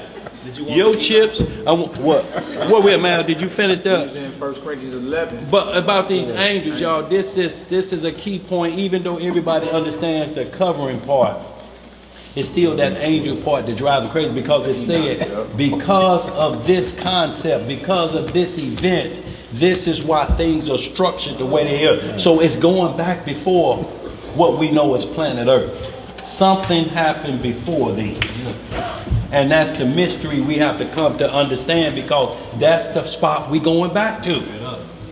See, like the wife was always talking about Mars, and we seen it look like civilization there, or it may be water there to sustain life. They're talking about somewhere else of a distant place. And they're getting it like out of here. They want to escape a kingdom that they can't bring that bag in. See, Mars, they could bring their bag in.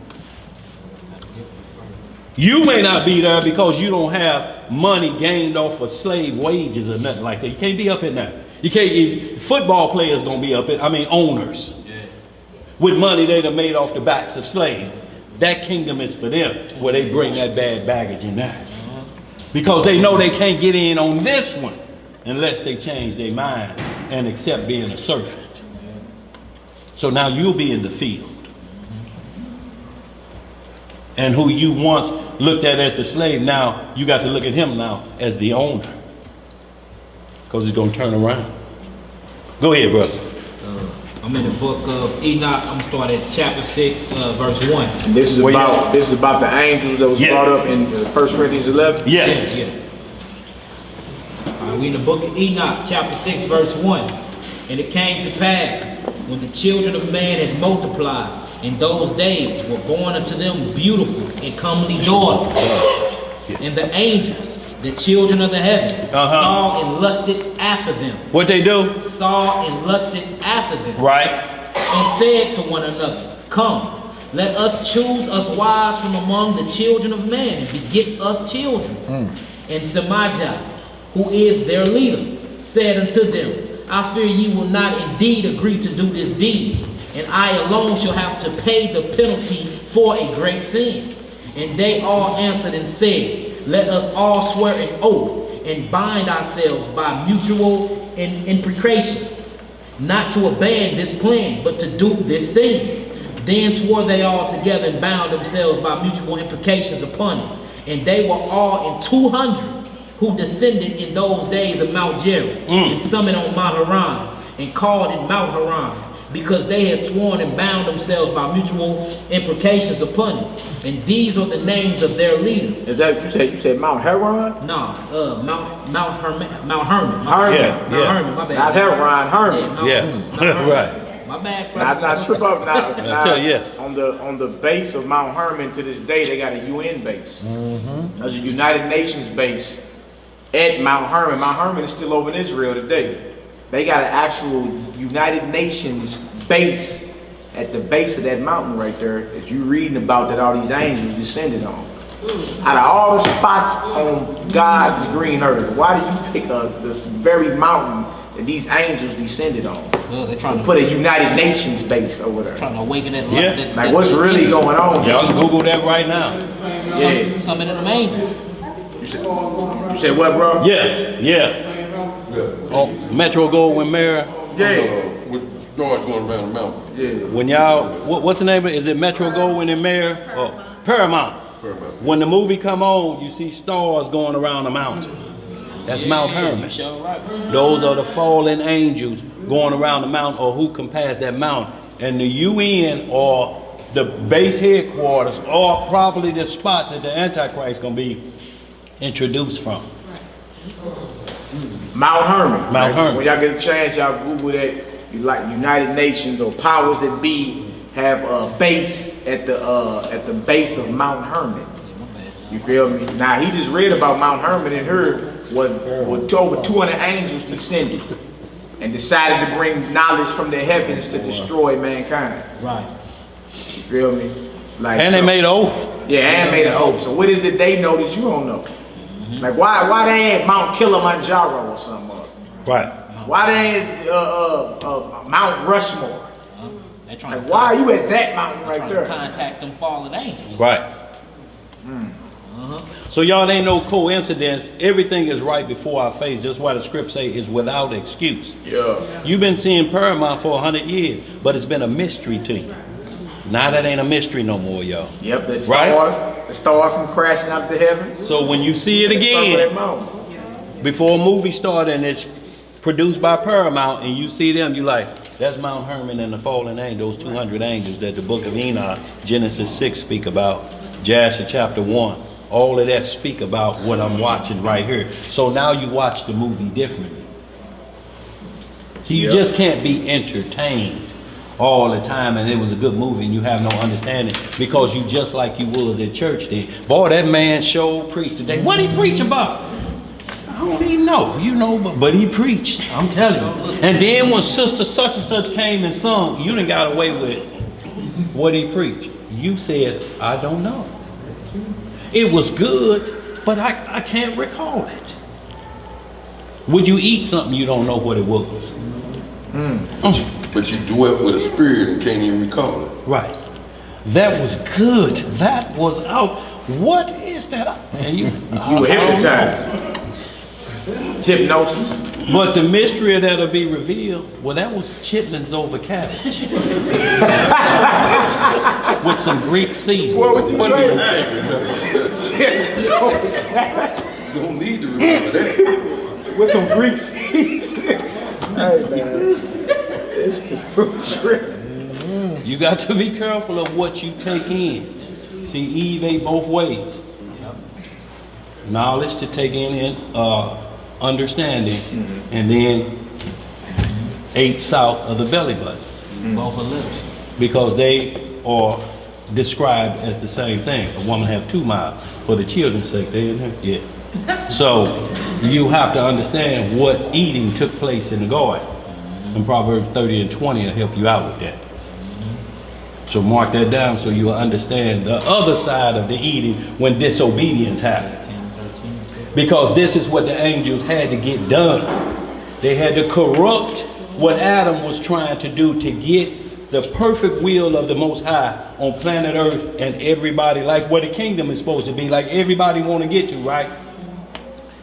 He got in there and corrupted that. And this is what Corinthians is trying to tell you, 11. If you don't listen to the husband that has power and protection over you, he's the glory of the Lord in that order, then there's an angel that's coming to be your husband. And he's going to whisper in your, don't listen to that nigga. Wow. So the head covering is symbolic for what? A spiritual covering. A spiritual head over you, or marriage head over you. Yeah, that's in the next chapter. I'm gonna read it down. Yeah. Go ahead, bro. All right, chapter 7. I'm gonna speed it up real quick. It says, and all the others together with them took unto themselves wives, and each chose for himself one, and they began to go in unto them, and to defile themselves with them. And they taught them charms and enchantments, and the cutting of roots, and they made them acquainted with plants, and they became pregnant, and they bare great giants, whose height was 3,000 ells, who consumed all the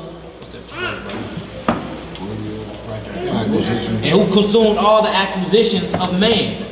And when man could no longer sustain them, the giants turned against them and devoured mankind. And they began to sin against the birds, and against the beasts, the reptiles, and the fish, to devour one another's flesh and drink the blood. The earth was laid accusation against the lawless ones. So y'all see what caused the flood of Noah it's the same thing that caused the battle in the heavens when we read Revelation 12 chapter. And there was a war in heaven. Y'all think that started after the Garden of Eden? Way before. Way before. So y'all, we have to put things in its perspective to understand the spiritual part of it. Because I saw New Jerusalem descending down from heaven down to earth. Moses built the Ark of the Covenant as the way the one built in there. I'm going to show you the blueprint. King Solomon, this is the blueprint of the temple up there. So everything, you're getting a mirror image blueprint of it on earth, and we get to look at it to give us hope in different things that it is. There's another realm we're going to go to that we don't have to worry about dying. We don't have to worry about this pain we're experiencing now. You ain't got to worry about more month than money. You make this much and your bills are this much every month. Ain't no sweating from your brow. There's more month than money. Something is going to have to be, either the money has to adjust up or that month has to back off. And that may mean sacrifice. No more fast food, y'all. We got to get caught up. That means going to be LOs 3-4 times a week. Leftovers. LOs. Leftover. LO. Hey, we need to rest that 1 Corinthians 11, 11 Yeah, 12. go ahead. Go ahead, bro. Uzziah got something in the back. Read the rest of that 1 Corinthians 11, 11 and 12. Okay. We read why a woman ought to have power or a covering on her head because of the angels. What angels, brother, went to the book of Enoch is also in Genesis, the 6th chapter. That's verse right. 1 through 4. Where it says the sons of God slept with the daughters of men. The book of 1 Corinthians, chapter 11, verse 11. Nevertheless, neither is the man without the woman, neither the woman without the man. Right. In the Most High. Because the plan can't go forth. So just because the woman came out of the man, there's nothing to brag about, because you need them to make it be fruitful and multiply. That's right. It's called interdependent. Right. You're both dependent on each other. That's the term, interdependent. So if you don't have that, then we're going to get the other side of it. And that's where you'll try to make a man your woman. And that ain't going to happen, because then you're going to try to get children by them some kind of way. And what they're doing now is altering a man to look like that woman. See how they reversing it? Yes. See, instead of being a rib taken from them, they try to transform themselves, not take the rib out and make something else. They are trying to turn themselves back into it and take on that. But the only problem with that, the DNA gonna always be XY for a man and XX for a woman. There's no pill, there's no surgery, there's no procedure that can change that DNA. They can change it up here, which will corrupt your DNA. Because this changes, this will get rid of cancer if you got it. But if up here, it can also bring cancer on. Because this right here will cause defiled living when it's sin breaking, when you turn the law around so it fits your evil way. Then you are going to reap or sow death upon your soul. That's all it does. That's its process when you do it. But it just feels so good right now. It's the same way. Eat them chitlins over cabbage. They may taste good now, but later your head gonna be swimming. And there'll be some catfish feeding. Because you're going to the toilet. Catfish feeding. And look what, this tells you, people say that all the time, I'm going to feed the catfish, and they eat pork. But yet they'll show you a red lobster. Boy, we went there, boy. I'm telling you, I had me 2 of them feed the catfish specials. And you think about that. You're saying I'm eating the results of toilet waste. And bragging about it. And bragging about it. Yeah, we went to Red Lobster, and boy, I had a lobster this so big, and butter was dripping off of it. Full of poop. And you know what it's full of? Full of. You know what chitlins full of? But yet we to the point that we've turned the law around We actually will hide them so can't nobody else get them, which may be a good thing. You gonna have this meal? But you're hiding them because you're saying it ain't enough for everybody. It's good that you're hiding them, but just think about that. You know, you would never hide a piece of lamb like that. You basically turn your nose at lamb, goat. I don't know about all that. Now, don't I hear it taste kind of... Tastes gamey. What does this taste like? Because I can smell what it tastes like from the curb when I got out the car. Let's move on, yeah. Verse 12. For as the woman is of the man, even so is the man also by the woman. But all things of Yah. See, because a man can't produce an offspring or another of himself unless he's got a woman. That's right. So, y'all, it's very important that you understand that. That's why I'm saying you of one flesh. To make another flesh, y'all got to be one. And both y'all got to work the plan like it's supposed to be.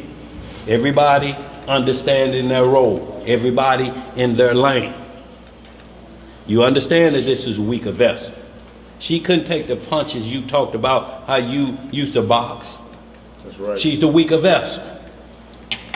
And you have to deal with them according to knowledge as a weaker vessel. You got your whole instruction manual of how to deal with this situation. But you cannot make them stronger. And this is what the Corinthians, is it comely that a man wear long hair? This wasn't talking about a man couldn't have long hair. It was saying if he swapped roles with his woman. You can't put her in the position of a priestly man that these instructions was given down to. It's like putting a Corvette motor in a Pinto. As soon as you hit the gas, it's going up like this. That nigga gonna take flight. Everybody on the sidewalk, he bouncing off the guardrail. Too much power in there. So it's too much power when a woman change role with a man. That's all it's saying. Is it comely? If it's comely for a woman to have her hair shaved off to look like a man, to be in charge, to usurp authority, to go into Jezebel mode, is that a good look? Y'all know it ain't a good look. I don't care if you didn't know no scripture. If you saw a woman cussing her husband out in public, that was a bad look. Unless you're operating in that mode, you be like, that's right, sister, tie his ass up. Tie him up. But it looked bad. Y'all know what we're talking about, so we ain't gonna belabor the point, but this is just, everything is getting into, like James Brown said, it's a man's world, but it ain't nothing what? Without a woman. So we hear it consistently, what these scriptures are saying. Been had that song for how long? Forever. Yeah, let's go. Are we done with that 1 Corinthians 11? Yes, sir. We need the next chapter over, chapter 12, about the members of Christ's body being the church. That's right. Now there's many diverse members, just like in your regular body. Where you starting at? 4 through 12. No, we pretty much done with the garden, right? Yeah. Situation, but if you will, just give them that. Just read that so we understand that the Garden of Eden was y'all, this is just what you saying, sister? Is it also yet shameful for a male to disrespect a woman to like her being or To disrespect them? Well, you're disrespecting yourself. See, if, like, I don't want to say that certain things can't happen, but what have happened, it can't disrespect you. See, you can't talk about your woman and then 2 weeks later you back together with them publicly. Oh, I see you with that old no good skank garden tool. What's up, dog? I see you got out again.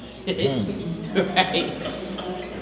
See, because you mad at that point and you tell everything, and then later on, the other side of midnight come and some slow Isley brothers playing. Now you done made a new covenant. But now you still got to go out public and you see me and you're, oh, dang, I told him about how I felt about it. Why I do that? And she looked at me, why you do that?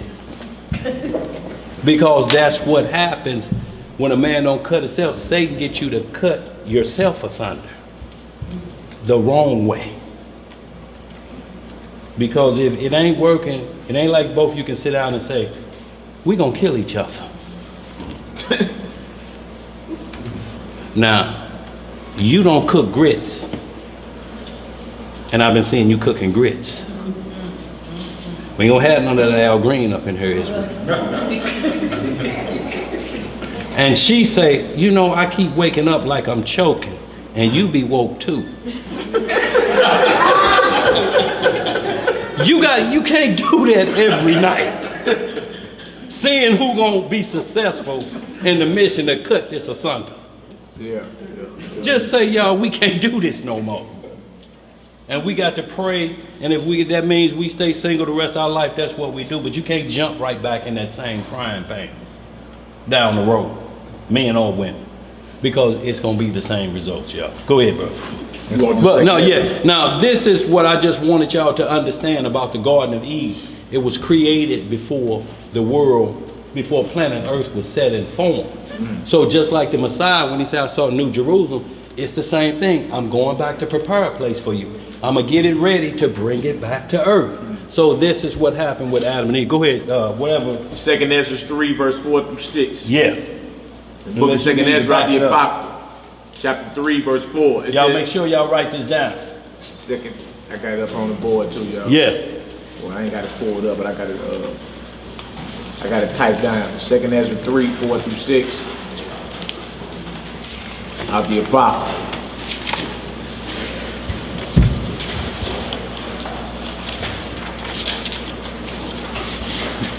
Go ahead, bro.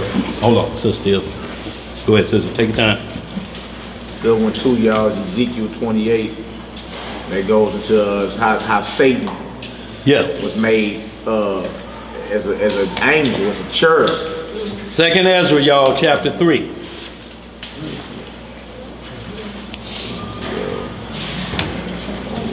Esdras, E-S-D-R-A-S. Second one, chapter 3. Right? I'm just gonna read 4 through 6. Okay, go ahead, bro. The book of 2nd Ezra, chapter 3, verse 4. O Yah, who bears rule, thou spakest at the beginning, when thou didst plant the earth. What'd he do? Plant the earth, and that thyself alone, and commanded the people, and gave us a body unto Adam. And gave us a what? A body unto Adam. Yeah. Without soul, which was the workmanship of thine hands, and did breathe into him the breath of life, and he was made living before thee. And thou leddest him into paradise. Into where? Paradise. Which thy right hand had planted, before ever the earth came forth. See, so you see, it was already ready. That's where he led man too. He like, look, I'm gonna show you the king. It's just like when if we're blessed, and the Most High say, well done, servant, and we enter. We don't live in New Jerusalem. That's where we go to worship. It's got 12 gates. But Ezekiel 48 tells us every tribe that you come out of, this is the inheritance of planet Earth, of the earth where you'll stay, where your mansion is at. But we won't be inside the city. It's only 144 furlongs in a 4-corner radius. That's about the size of Texas. So you have to understand those measurements, or unless they're supernatural measurements, and they're a lot larger than we're saying, but it'll explain it when it says it's the cubits of a man. But if it don't say of a man, we may have to start looking at it spiritually, because that can exceed of a man. He wants you to know when he wants you to measure a certain way, when he wants you to measure carnally, or he wants you to measure spiritually. But if it say 144 furlongs, the cubics of a man, that's from the tip of the elbow to the tip of one finger, generally about 16 to 18 inches. Unless you 6 foot or 7 foot tall, then there's going to be a difference. But it's in that range of how they would measure a cubic. Like the ark, so many cubics this way and that way. It was measured from one of these to here. That's how they measure. So when you're seeing that, you're seeing this, but Just like the Messiah went back, he said, I'm going to repair the damage that Satan them did and Adam them did when we had to throw them out. I got to go back and get it back like it was when it was presented to Adam and Eve. You know, so that's what the Messiah is doing now. He's preparing that kingdom for us and the many mansions for the servants who worthy to receive one. That's yours up there. Here the deed. No house payment. No warranties for appliances. None of that. It just say yours. And mansions around here, y'all, start at 20 rooms. That's just here in the city. That's what they consider the mansion. 20 rooms. And he said, my father's house is many. So that's more than, that's the majority when you use the word many. So the majority of the kingdom is loaded with mansions. We ain't gonna be huddled up like they try to make you think the kingdoms are today. Just a village with little small huts you built and a Home Depot fence around it. That's not the kingdom. That's compound living. Go ahead, bro. We done with that? You finished with that, Matt? Yeah, that was it. So all I wanted to show y'all was just the Garden of Eden was already prepared and it came down. He planted, Eden is the world. He planted a garden eastward in Eden. Like Jerusalem is northeast, what you would consider Africa. So when white folks tell you, why don't you go back to Africa? Say, how about northeast? Would that please you? I'll take a ticket to that. What? Because that's what Jerusalem is, northeast Africa. So when they say go back, how about northeast Africa?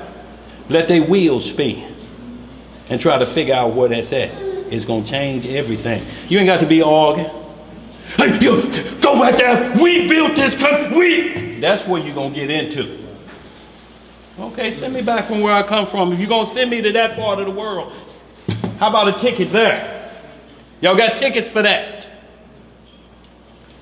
Change the whole mood. Let's move on, y'all. Yeah, we just one chapter over. Then we got to hit that Colossians and then the marriage of the Lamb. Yeah.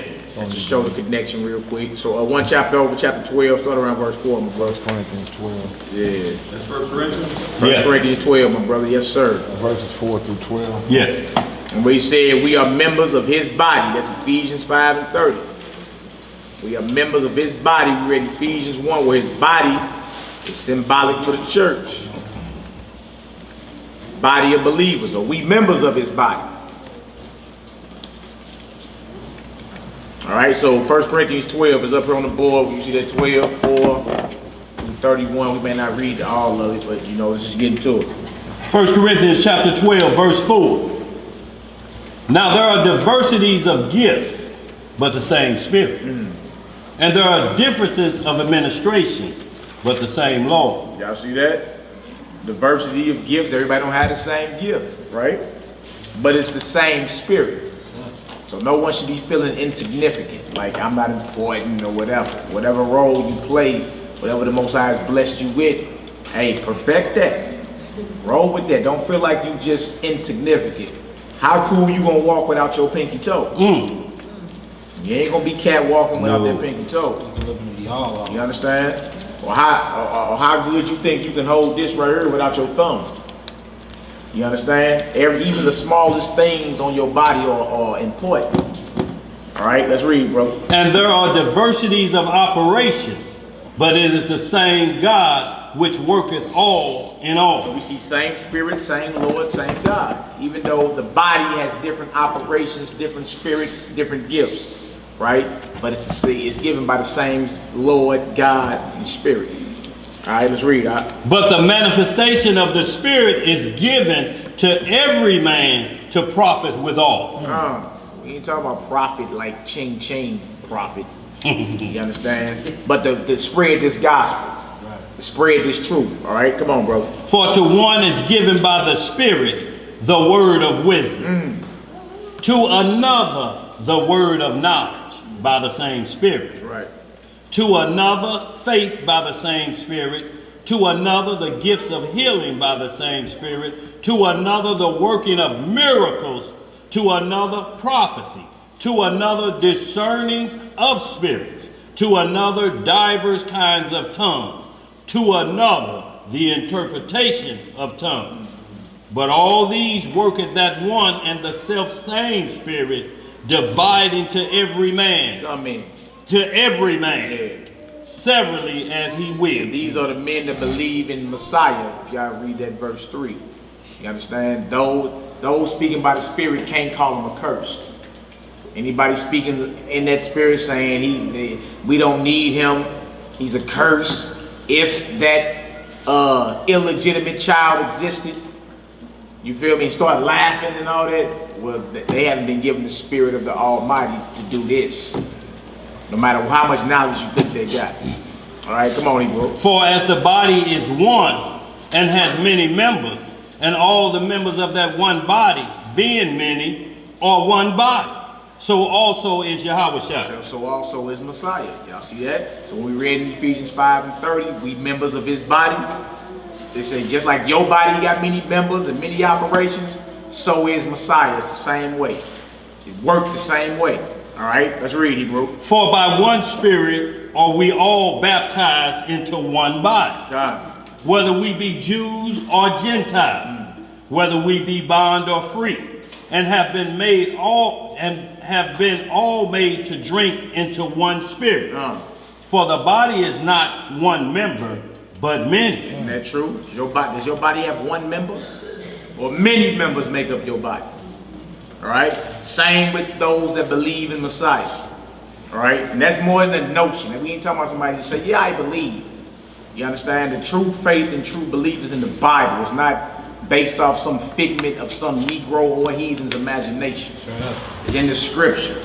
You understand? And you'll know even a believing Gentile, you know if they believe.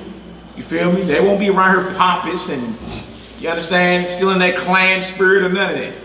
You know exactly if an Arab really believe in your God or something. Or Mfudiji over there in Africa somewhere really believe. You'll know because of the spirit they rocking in. All right, let's read, my brother. If the foot shall say, because I am not the hand, I am not of the body, is it therefore not of the body? Right, the foot envious at the hand. Well, because I ain't the hand, I don't count. That's a lie. You feel me? You need your foot or your feet and your hands. And they all are part of the same body. Right? All right, come on, Hebrew. And if the ear shall say, because I am not the eye, I am not of the body, is it therefore not of the body? If the whole body were an eye, where were the hearing? Yeah, so if everybody was envious over one another, say, I want to do what he do or what she do, but we'll be lacking somewhere, wouldn't we? You feel what I'm saying? Like, everybody can't be the eye. Like, who gonna hurt? You feel me? Everybody can't be the eye. Who gonna handle? You see what I'm saying? So what the Most High has given you, that measure of faith he has given you, play your role. You feel me? And play it to your best of your ability. Perfect it like you try to do your craft or your little trades you got going on. Perfect that. You feel me? Because your life and your body and your breath is not your own. It's the Most High. So we'll say glorify the Most High in your body and in your spirit, which belong to him. All right? Don't worry about what somebody else got going on. You dig? Perfect what the Lord gave you. And if you're responsible enough, he'll give you more. All right? Let's read, my brother. The whole were hearing. Where were the smell? But now have Yah set members, every one of them, in the body, as it had pleased him. That please who? Him. Not your own feelings and flesh. Him. Like, nah, I need you right here to handle this business. Now, Paul, I need you over here in Ephesus to go spit over there. Now, Peter, I need you over here to go holler at Cornelius. Now, Barnabas, I need you over there. Take Mark with you. Y'all go do this. You understand? Play your role. Let's read, my brother. And if they were all one member, where were the body? But now are they many members, yet but one body. And the eye cannot say unto the hand, I have no need of thee. Right. Nor again the head to the feet, I have no need of you. You've been hearing to say it's no you, there's no eyes, only us. You understand? Because if we all believe, then we are part of this one body. This one body. So the eye can't say I don't need the hand can say I don't need the nose. or the feet. Yeah, we all in need of one another. And when we operate on one accord, it operates like a well-oiled machine. You feel me? There's no schisms. Schisms come when there's somebody's lacking, there's a problem going on, something that got too cornered. All right, come on out. Nay, much more those members of the body, which seem to be more feeble, are necessary. Y'all get that? Those that seem to be weaker, they are actually necessary. Like your pinky toe. Huh? Somebody was like, cut your pinky toe off right now. You like, I'm not cutting my crusty pinky toe off. I need that. Because it's going to throw your balance off. You feel me? So even members or people in the body who you think are insignificant are very important. Very important. You know what I'm saying? They may not get as much attention as everybody else, but that don't mean, what does that mean? That don't mean they're not important concerning what the Most High got going on. Exactly. You understand? So you're never supposed to be pompous within what the Lord got you doing. Just play your role. You understand? Go ahead, Al. And those members.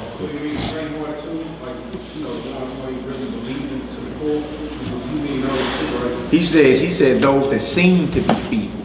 Somebody that's faint-hearted is somebody that's doubting. Yeah, and that's what the scripture where it say woe unto them. And in Revelation 21, it go into those that are not getting in. And the fearful are the first ones. Right.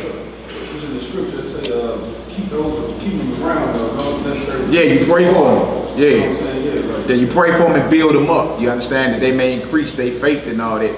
But in that day when judgment comes, you can't, your knees can't be knocking like a naked newborn. Like you got to be all in, sure. I'm all in with this. That's right. That's how you got to be. And if that's lacking, then of course we're supposed to pray for our brothers and sisters. You understand? May you gain faith. May you get strong in this. You feel me? Because you got to be sure. Remember we read earlier about that his exceeding power to us that believe. The belief is major. You know what I'm saying? Your thoughts, major league. All right, come on, Dan. And those members of the body, which we think to be less honorable, upon these we bestow more abundant honor. That's right. Like our brothers out here now watching the door. You don't think they'd rather be in here chopping it up with us, but we need somebody at the door because there's been some break-ins next door. Somebody come out here and hide out all weekend and then break into the car shop next door. But we gotta have somebody at the door. But just because you don't see them in here don't mean they not employed. We need somebody to guard the door. You see what I'm saying? Very important. Come on, Hebrew. And our uncomely parts have more abundant comeliness. For our comely parts have no need. But Yah had tempered the body together, having given more abundant honor to that part which lacked. Beautiful. Come on. That there should be no schism. No who? No schism. Meaning no division. No schisms. Right? No division. Come on. In the body. Come on. But that the members should have the same care for one another. Yeah. From your heart to your lungs on down to your pinky toe. All the members supposed to have the same care one for another. If that ain't what it is, you in the wrong room. It's just what it is. You know, if you are I and my, and last I checked, it's the body of Messiah. So unless you talking about the position that you play within this body, then you could be bragging and boasting about something that you have no business doing. It's just what it is. All right, come on now. And whether one member suffer, all the members suffer with it. That's right. There's no you, there's no I, only us. So if you hurt and offended, I am too.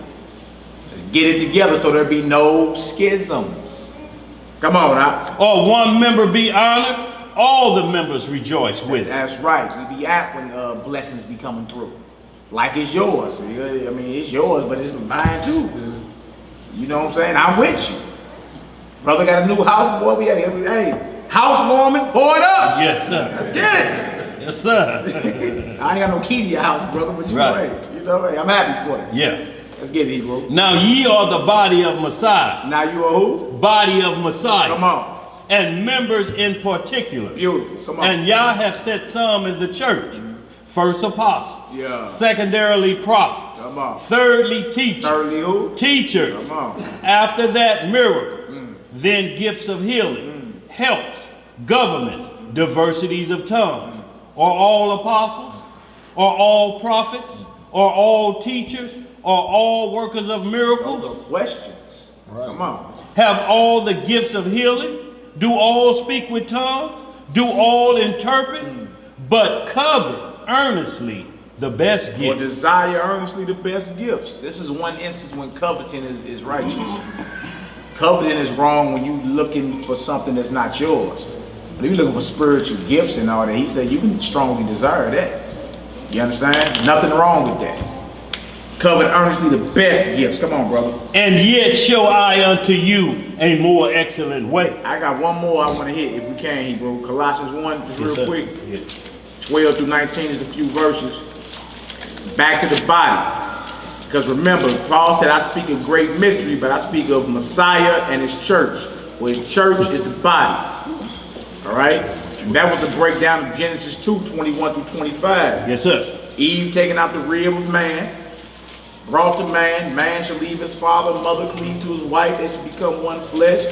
Paul said this is a great mystery, but spiritually that means Messiah and his church. Well, his church is the body of believers, which is us.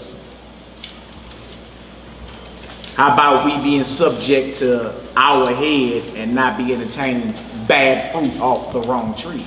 You dig? It is what it is. Colossians 1 is up on the board, 12 through 19. Colossians chapter 1, verse 12. Yes, sir. Giving thanks unto the Father, which had made us meet to be partakers of the inheritance of the saints in light. That's major right there. You got an inheritance with the saints of light. Got an incorruptible, undefiled inheritance coming. Come on, bro. Who hath delivered us from the power of darkness, and hath translated us into the kingdom of his dear Son. And what you saying, bro? Said not serving. I ain't hearing you good. Express yourself. Not serving, but the son. Right, absolutely. Into the kingdom of his dear Son, in whom we have redemption through his blood, even the forgiveness of sins. Who is the image of the invisible God, Wow. the firstborn of every creature. For by him were all things created that are in the heaven and that are in the earth, visible and invisible. So now y'all walk down Genesis 1:26. Let us make man in our image. It lets you know the Father created his Son and then gave his Son orders to create everything you see. That's Genesis 1:26. And God said, let us make man in our image. So based off this second witness right here, we got the proof that Messiah was with his Father in the beginning. He's the firstborn of every creature. That's why he kept saying, give me back my glory I had with you before the world. It's John 17:6. That's right. What if I ascended back up to where I was? He asked his disciples that fell off. Y'all offended? What if I go back to where I was in the beginning? Before Abraham was, I am. They ready to stone him. Yeah. So it let that right there show you that Messiah actually created everything through the orders of his Father. Let us make man in our image. Who else was that? And what scripture you gonna use to prove it was somebody else? Mystery. Right? And God said. And we taught them boys this non-messianic a couple years ago. That's right. They didn't get down to verse 26 where it say, let us. They didn't have an answer for it. We're like, who was God? I thought God was by himself. Who with God talking about something they created? They ain't on creation. Come on, brother. Whether they be thrones or dominions, Wow. or principalities, or powers, all things were created by him and for him. Wow. And he is before all things, and by him all things consist. Beautiful. And he is the head of the body. He is the head of who? The body. Head of the body. Come on. The church. The who? The church. Beautiful. Come on. Who is the beginning, the firstborn from the dead, that in all things he might have preeminence. For it pleased the Father that in him should all fullness dwell. And having made peace through the blood of his cross, by him to reconcile all things unto himself, By him, I say, whether they be things in earth or things in heaven. And you that were sometime alienated and enemies in your mind by wicked works, yet now hath he reconciled in the body of his flesh through death, to present you holy and unblameable and unreprovable in his sight. If ye continue in the faith, grounded and settled, and be not moved away from the hope of the gospel, which ye have heard, and which was preached to every creature which is under heaven, whereof I, Paul, am made a minister. That's it right there. Let's jump over to Revelation 19. Revelation 19, the marriage of the Lamb and his bride, his church. Revelation 19, 1 through 9. Messiah was at the beginning with his Father. That's There's right. many other scriptures too, let it be known. That he's the image of the invisible God. By him do all things consist. He was there at creation.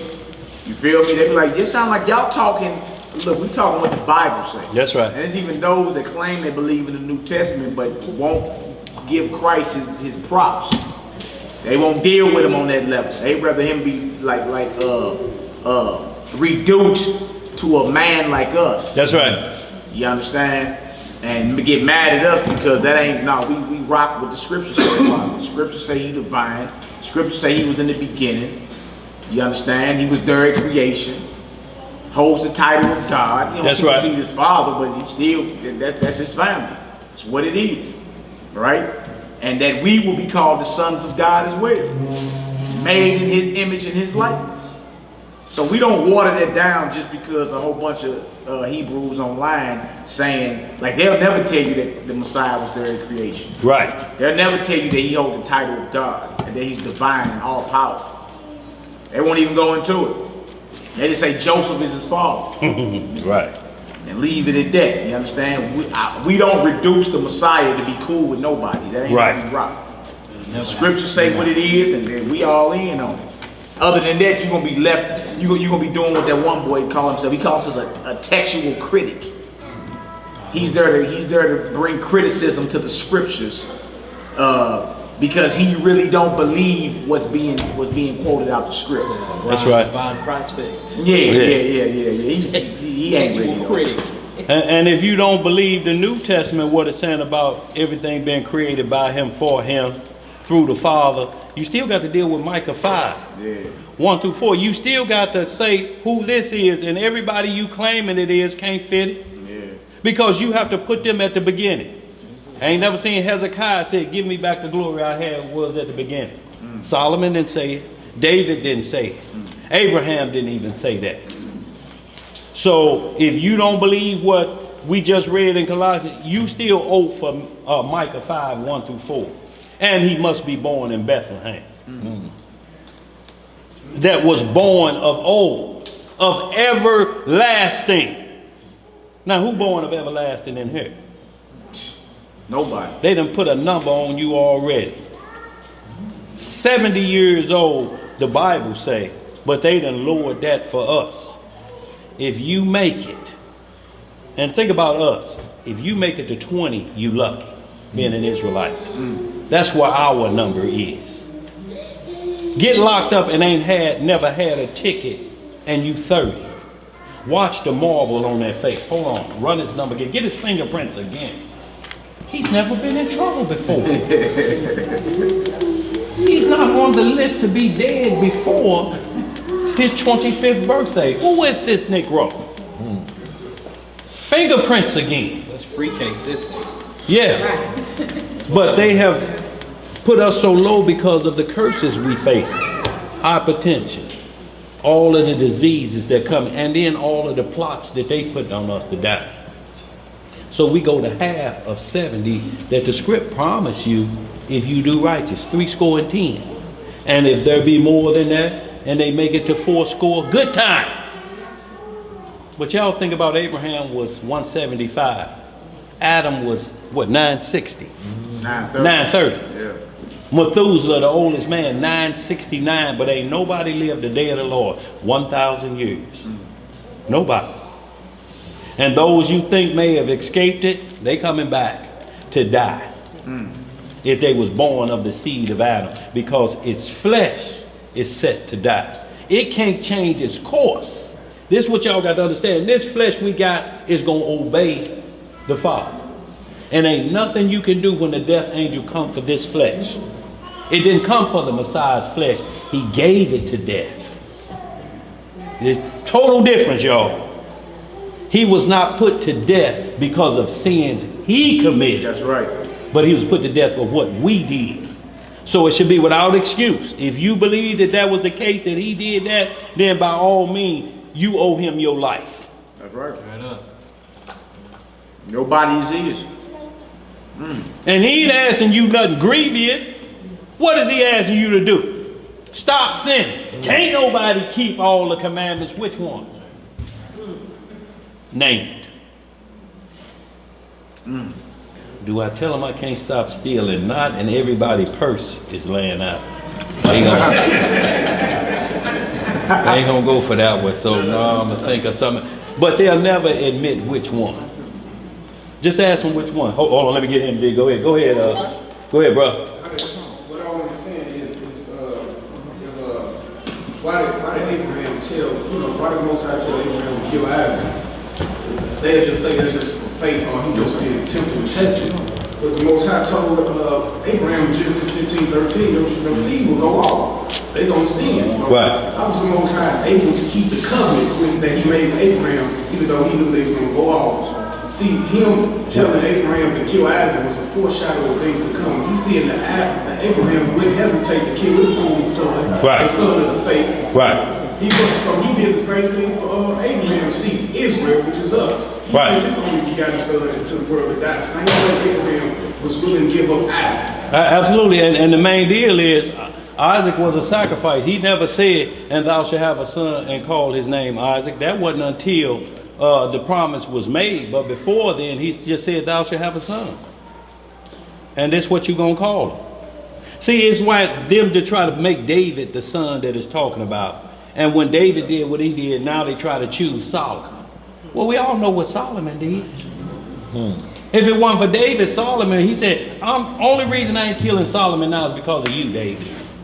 That's the only reason. What he did is despicable with the wisdom he has in his power. Solomon was controlling demons. I'm talking about he was controlling a supernatural realm by his commandment. That's how much wisdom he had that was poured into him. But you can't make no claim like this of disobedience or holding back with the Messiah. The same thing. Now you think about this. He told Abraham, give up your son. But what did he tell the Messiah? Give up your life. He didn't tell Abraham to cut his throat.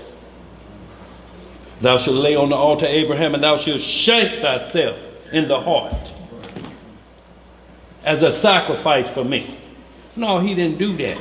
He told him, give up that what I just gave you, which you know you ain't capable of having anyway. You 99 years old. Who gonna believe that's your baby? Sarah, 90. Her breasts already done went the way of saddlebags. They flat. Ain't no more milk in them. I'm talking about if y'all see the weaning of Isaac. It says kings from all over, from Africa and all over the world came to see the weaning. And that means where he gets off the breast milk. Now Sarah's standing up tall and they look like boxing gloves. And Abraham standing like this too. He done fathered a child at that age. This is supernatural. Abraham full well of that. If you want that back, I'll give it to you back. I'm satisfied with you let it be done. You let me come back to life, and my wife who couldn't have a child when we was youngins. You done did it for her now. And her always letting your word go forth until you were dead. He believed that. So to give up Isaac, it wasn't so much as the Most High trying to tempt him with evil of sacrificing his son. The Most High gonna ask you nothing he ain't done. Didn't he do his son the same? So what is, anybody got a question with what Abraham was gonna do? And guess what? Both of them in the same location. Mount Moriah. Mount Moriah. Yeah. Where the Messiah, Jerusalem. Jerusalem, and where Abraham was going to sacrifice Isaac. Yeah. So all we seeing is a foreshadow to keep us on point until it gets here. You may die before it get here, but you got to keep that in your mindset. The workers of the New World Order, when they put their plan into motion, it was hundreds of years ago. They prepare for their offspring to gain. I know I'ma die, but make sure the offsprings get the rule of the world and keep control of those who it belongs to. And they down the line, they know they're gonna die, but we don't prepare our hearts like that. We got to prepare for our children, because we gonna meet that 10 unless you've been sinning so bad and you leave out of here before then. But you are going to meet the death angel, and we got to make sure our offspring carry on this message till we get where we get. And then when you wake up, how'd it work out? Yeah. Your 4th grandson in the 5th generation on the 10th day of the month of Kadar. It was him. What better satisfaction than that? It got accomplished. And the same thing, the father had the same, when he looked at his son, he said, that's my son. Boy, that's Junior for sure. That's Junior. Because you can't point to a fault of the father either, can you? You can't say the father sinned right here. If that's the case, the son would be a sinner. But you can't. But when you say Joseph is his biological father, you say he born with the same flesh that we got, so he prone to the same thing. That's a blemished lamb no matter how you slice it. Yeah. It ain't no, and it ain't in here. They have to make you think it's somewhere else. It ain't in here. It's clear. Joseph and that angel was having a discussion about the pregnancy. And the discussion one, you know, I knew I was supposed to did better and had the public ceremony before I hit her. But just tell the Lord I'm sorry. Before you hit him. That's how they try to make you believe the conversation with that angel and Joseph, because Joseph say, I've been out building houses and I come back and this virgin pregnant. That ain't my baby. And he pondered, he like, I gotta put her away. I got to get out of here before they find out. They gonna kill her and me. If this was a righteous act, those thoughts wouldn't have been in Joseph's head, because it said he was a just man. A just man knows the laws of marriage. He was married before. Joseph had children already. Joseph was 70 years old when they put Mary in his care. He had sons older. Those are Christ's brothers and sisters. Joseph's sons and daughters, whoever they were at that time. So y'all, it's a lot in here that they're trying to make you look past, so that we can keep this to the flesh, so that you will worship me, or you will look at me like a God and I'm a sinner. And I'm going to die maybe tomorrow. Not saying I hope that happened to me, but I'm just saying, you know, so because words are powerful. But you're never to look at anybody in their life. The Messiah laid his life down, y'all. He didn't have to. So, y'all, we want to be extra careful when you're dealing with these non-messianics, and you got to prove it, or make them prove who else it is. Because whoever else it is got to be born in Bethlehem. And if they have to be born in Bethlehem, how many more years we got, man, before we see? At least 2,000. Don't give me the right. Because it's been 2,000 since the Messiah we're saying is him that's in these records. It's been over 2,000 years. So we're going to add another 2,000 there. Who in here got 2,000 under their belt? What you done found you can eat? You done heard Monsanto got a super seed, huh? Right. Drive out to Lindbergh, it's a waste of gas. Monsanto ain't got it. If it was, these funeral homes would be out of business. So y'all have to understand what's trying to hear. They're trying to find the fountain of life. What can stop the death angel and make him go the other way? They got this new theory out now that if they upload their consciousness to robots, that they can live forever. So they're trying to upload their consciousness to robots, because robots don't see death, they don't see corruption. So they're trying to upload their consciousness to actual robots. But what that conscience gonna be full of? I don't What that robot gonna be doing? See, y'all already know what the robot's gonna be doing. Because they starting off with them as sex dolls. Those are the first robots. They look human. They feel human. They're warm as humans. That one robot got citizenship over in Yep. was that Saudi Arabia? Saudi Arabia. What's her name? Sophia? Sophia. Y'all get what I said, y'all? Yes. It's straight gaining self-awareness too. Yeah, This yeah. robot is gaining Getting smarter. self-awareness. Look, they showed you in that movies though, iRobot with Yeah. Will Smith back in the day. Yeah, little robot crying and I got feelings. See, right now China is mass producing sex robots. Yeah. You can Google it right now, and they're saying now China just moved them in what's called mass production. Yeah. They run a test model over in Australia, and what other place there? Germany. Over there, they're replacing the real prostitutes with robots. Now y'all think about this, humans have been put out of the oldest profession known to man. Yeah. They out of work now. They in the unemployment line.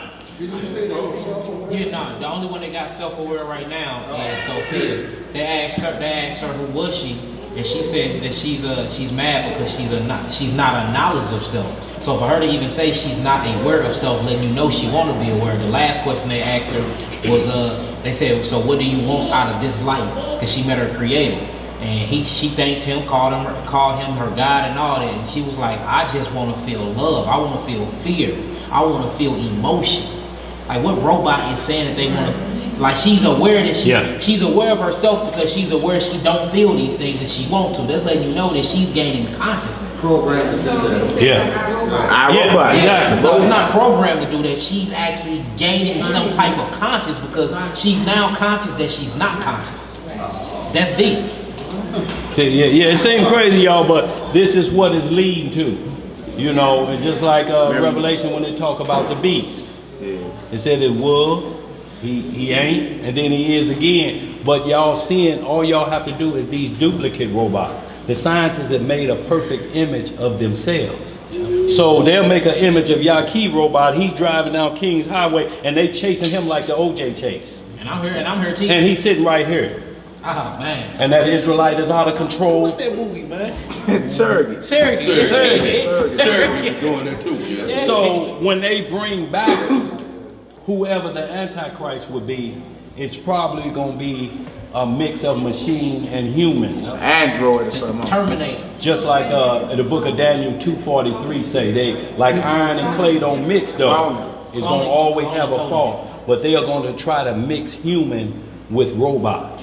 You know, however it is, but this thing going to stand up and it's going to be from old and it's going to recall all of the events of old. Like these reincarnation clowns we ask now that say they was David. I was King David. Describe Bathsheba to us.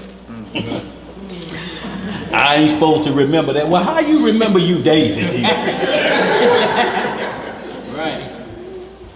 So they can't answer those questions, but this thing is going to recall events. Because they're going to load it up with everything it needs to make you think. Because Satan is the imitator. He has to have a resurrection too. Of all his demons to mirror what the Messiah is going to do. That's why the Messiah is going to destroy that at his second coming. And all of those who see it say, damn, he got me. That wasn't it. That wasn't it. You knew it wasn't it because sin was still here. It's crazy. Murder was still going on. If that had been in the kingdom, all that would have stopped long ago. At least for 1,000 years starting out. It would have been no crimes in the earth. But because you so scared of the resurrection, you would choose to believe a lie. A robot sitting up there and you're saying, this is Jesus Christ, come back. That's who they're going to say it is. But it's going to be a robot, android, or whatever they got, because it says it's going to make the beast to talk and to move. Yeah. And then they just put out a movie called Transcendence. Look Yeah. it up, y'all. Well, this man, he was a scientist and making nuclear war bombs and stuff for the governments. He actually uploaded his consciousness into the internet computer network. And he became a straight God. He was summoning stuff. He knew how to heal people and all kinds of things. But the whole time it was his consciousness inside of the internet, man. Crazy. They showing y'all what's this coming down. That's right. They showing. It's called Transcendence. It's what Johnny Depp. Is that his name? Yeah. Johnny Depp. Yeah. Transcendence. But it's another movie, not to cut you off, it's called Ex Machina. Yeah. EXMACHINA.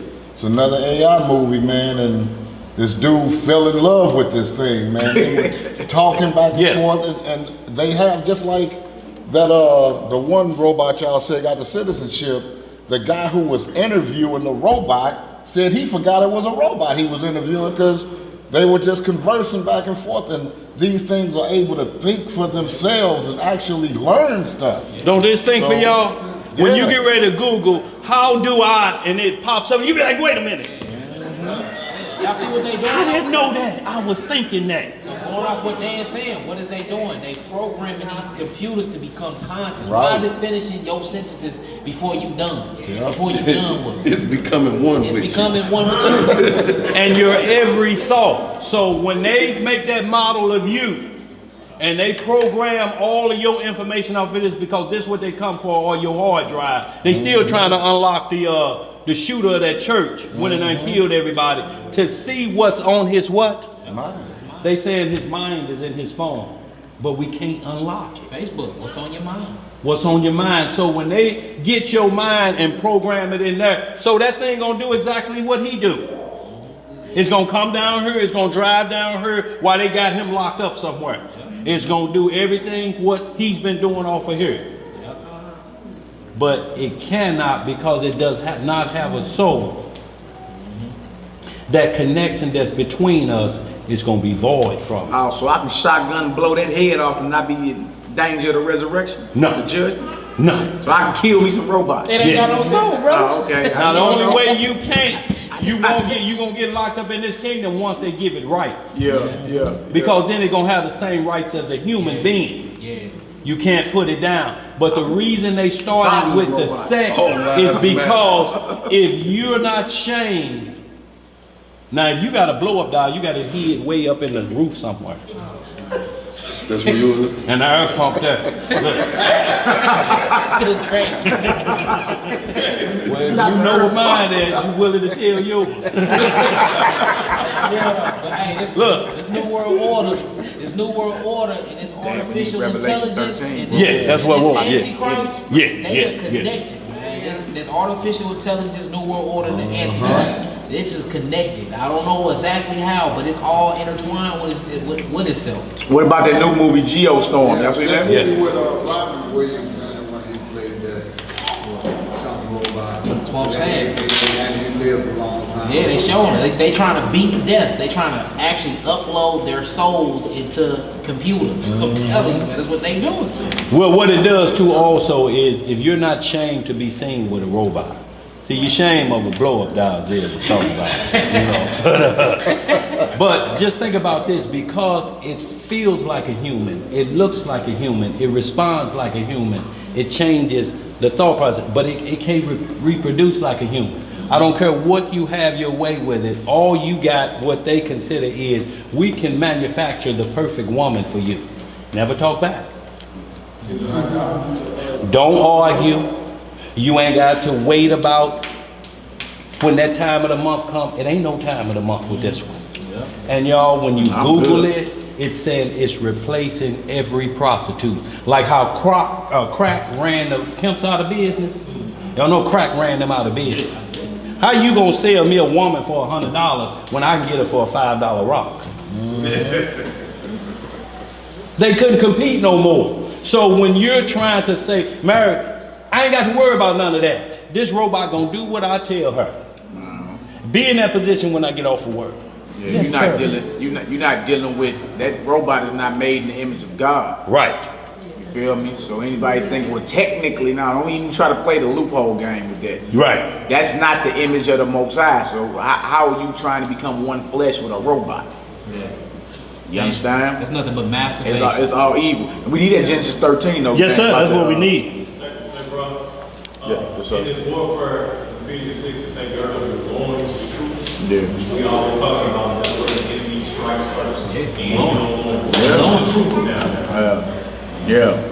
That make that robot look like Serena Williams. You, boy. Feel me? Brothers be lusting after those tennis players. Somebody go trip. Right. Yeah. But look, a lot of them being simple because they got 30-day return policy or whatever. So they been having their way with them What you bodies. say, Dan? They've been going back to the stores with boats knocked out. Boats knocked loose, they saying we have to put warranties on. They're trying them out, and what's been coming back is savagery all in the hip areas. They like, boats been knocked loose, like you sent some back this broke. That is funny, man. They're saying they've been having to repair them.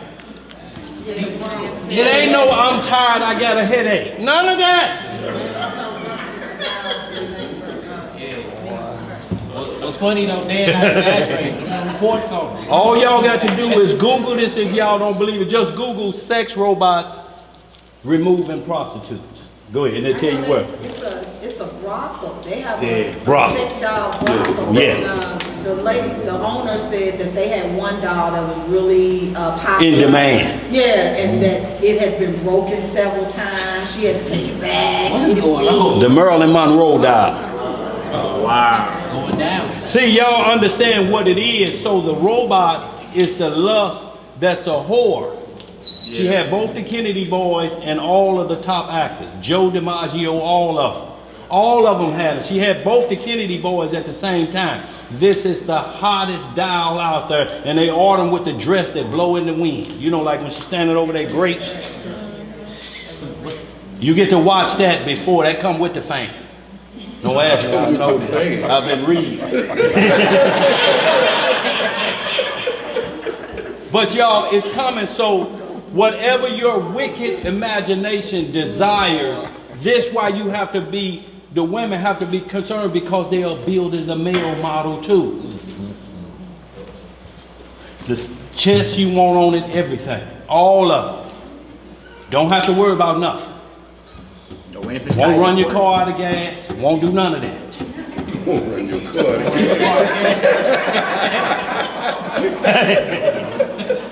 And look, you won't ever say you ain't on my lease because none of that.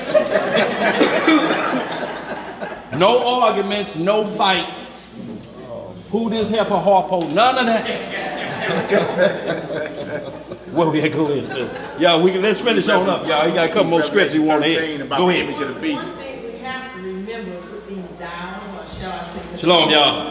Blessings. if they make image, they also know how to access what we would have access to in buying. Well, I wouldn't say we or us. I would just say what they would have access in buying. You know, if it's a computer, then who has control of all the computers? And what way can they shut it down? Or what way can they make it do? Or what way can they make it tell? When they leave the house and they go do their thing and you think it's a real human, they go and report back what you do. Well, they're basing everything, like I say, all the information about you comes from your phone to the computer hard drive. All right, the robot. That's robot you. This, if you can't wait to get up in the morning, you get on this before prayer, you got to see what somebody's saying on Facebook. We got Wi-Fi.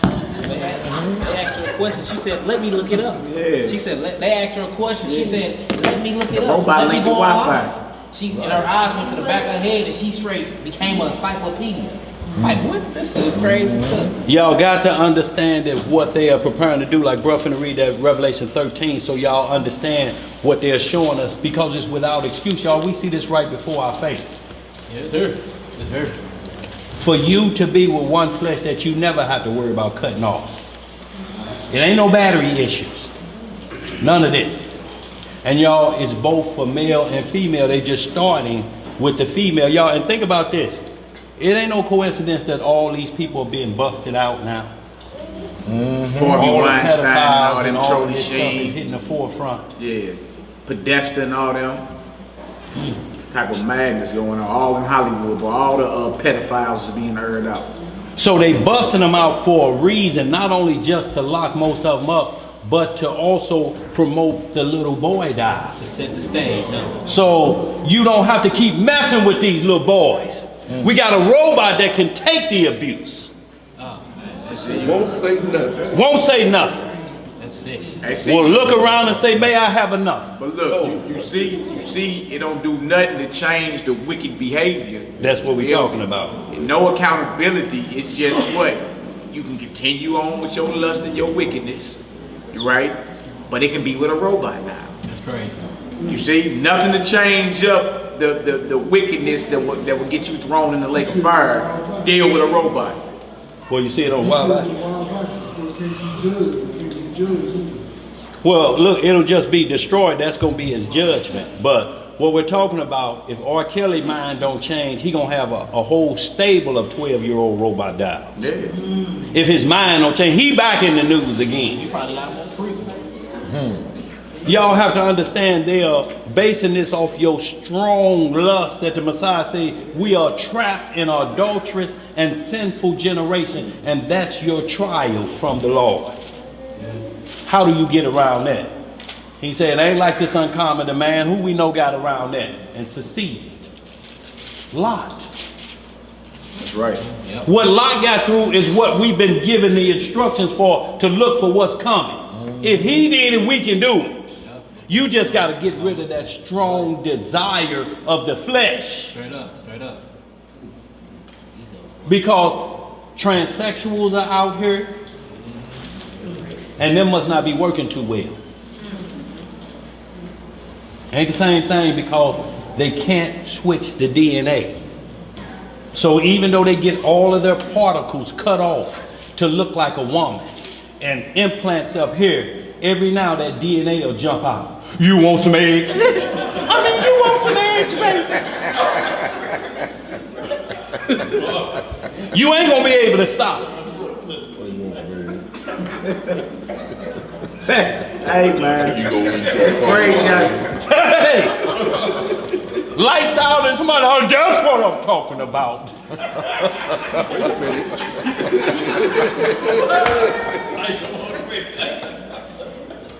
Hey, y'all. And you still have to sneak with that, but what they're going to do is rush this in, and it's going to get licensed to be called a human being. Y'all doing it now. Y'all just want to know, Alexa, he talking about it take 15 to get on board in Domino's. How many it take? So who's become God now? You're asking a machine for advice. You see how low we've fallen? We're asking a machine to prove what exists. Look, y'all, and think about that. We're actually doing what Satan did. We're actually now, the Creator is worshiping its creation. Get up and leave this at home and see if your mind be tormented. Oh, you turn it around. You going back and pick it up. Damn, I can't be late no more. They told me I can't get no more points. That shit, I ain't like that job, no way. But I'm going to get my phone, and when you get there, ain't nothing there. Ain't nothing on it. Not even a Facebook post. You You don't done even lost ring your the rest job. of the day. Go ahead, man. Revelation 13. Y'all, we ain't got but a couple more, y'all. We're going to get out of here. We talking about these robots and all that. Y'all, and what we trying to, why we do these classes, because this stuff is hitting us right in the face. You're going to have a bunch of YouTube people out there saying they mean this, they mean that. But what they mean is what's already been prophesied. They're just trying to turn it a different way. Like Eve didn't give that credit to Adam about Cain. She said, I have gotten a man from the Lord. She didn't say from my Lord. Because Satan tricked her into believing him. That's why you can be a fan of anything, you just can't be no fanatic. You can't have no pictures of male models all around and before you go to sleep. That's coming in your dreams. That person could be married or whatever it else, but what happened is you have now introduced yourself to an idol for love. And you can't wait to go to sleep where nobody else can see you do that stuff. But You can't sin in your sleep. It's forbidden. Go ahead, brother. We're going to move on. Go ahead. All us now, our own people act worse than the heathen, boy. Have it worse than them? They act worse than them. Oh, well, we did. That's what got us thrown out of Jerusalem. Y'all, this why it ain't. And I'm going to say this. We're going to get to Revelation 13. When we got through out of Jerusalem, everybody say, if you don't know the name, you can't be saved. It said we disrespected his name. We profaned his name when we was in Jerusalem. What was we calling him collectively as a group and messed up that got us thrown out? What name did we call him to call us to be in America? What name did we use? Did we use Jesus back then? I'm just speaking from those that say you have to say a name a certain way. His name is his law, statutes, and judgment. We said we was his representative. When you see me and I'm coming in the light, I'm coming in the image of the Father who sent me through his Son. That's the name you're coming in. But when you be seen doing all of this over here, they say you coming in the name of the devil. That's your father. That's what he told the Pharisee. Your father's of the devil. If Moses was your daddy, Abraham was your daddy, like you claiming who you descended from, we wouldn't be having this discussion about commandments of men. Where you see a man sick and about to die, and because it's the Sabbath day, you saying if he make it through tomorrow, then we'll address it then. It says, just like meat is more than the raiment, so is life more than that day if you may die before you get to that day. If you starving and you got to eat, all throughout the scripture, it say eating is allowed under certain situations. You can't take advantage of that. Oh, I get a pass on that dog. No, you can't take advantage of liberty. That's liberty. Next week, I got to make sure I got some food in the house so I don't have to do this again. Most I ain't going to keep giving me passes like this, that I keep doing it on purpose because I have liberty. But y'all, we got to understand the power that he's making you immortal. And being immortal, you can't be immortal to back to sitting like a robot and don't do nothing on the Sabbath until you're here. Don't move. It is the Sabbath. Don't turn on that furnace. It is the Sabbath. Don't drive that car to pick up your mother who's stranded on the road. It is the Sabbath. Don't change that baby. Let that chaff pile up. Don't feed those children who haven't eaten in 3 days. You think that that's what the Sabbath has got us doing? The Sabbath was made for man, not man for the Sabbath. That don't mean you can break it, but understand what it means. If you ain't around, what the Sabbath gonna do for you? Let's get it, y'all. What we at? Revelation 13? We got that. Use that. Revelation. Y'all, we ain't got but a couple more, y'all. We be out of here. Revelation 13. Revelation chapter 13, verse 13.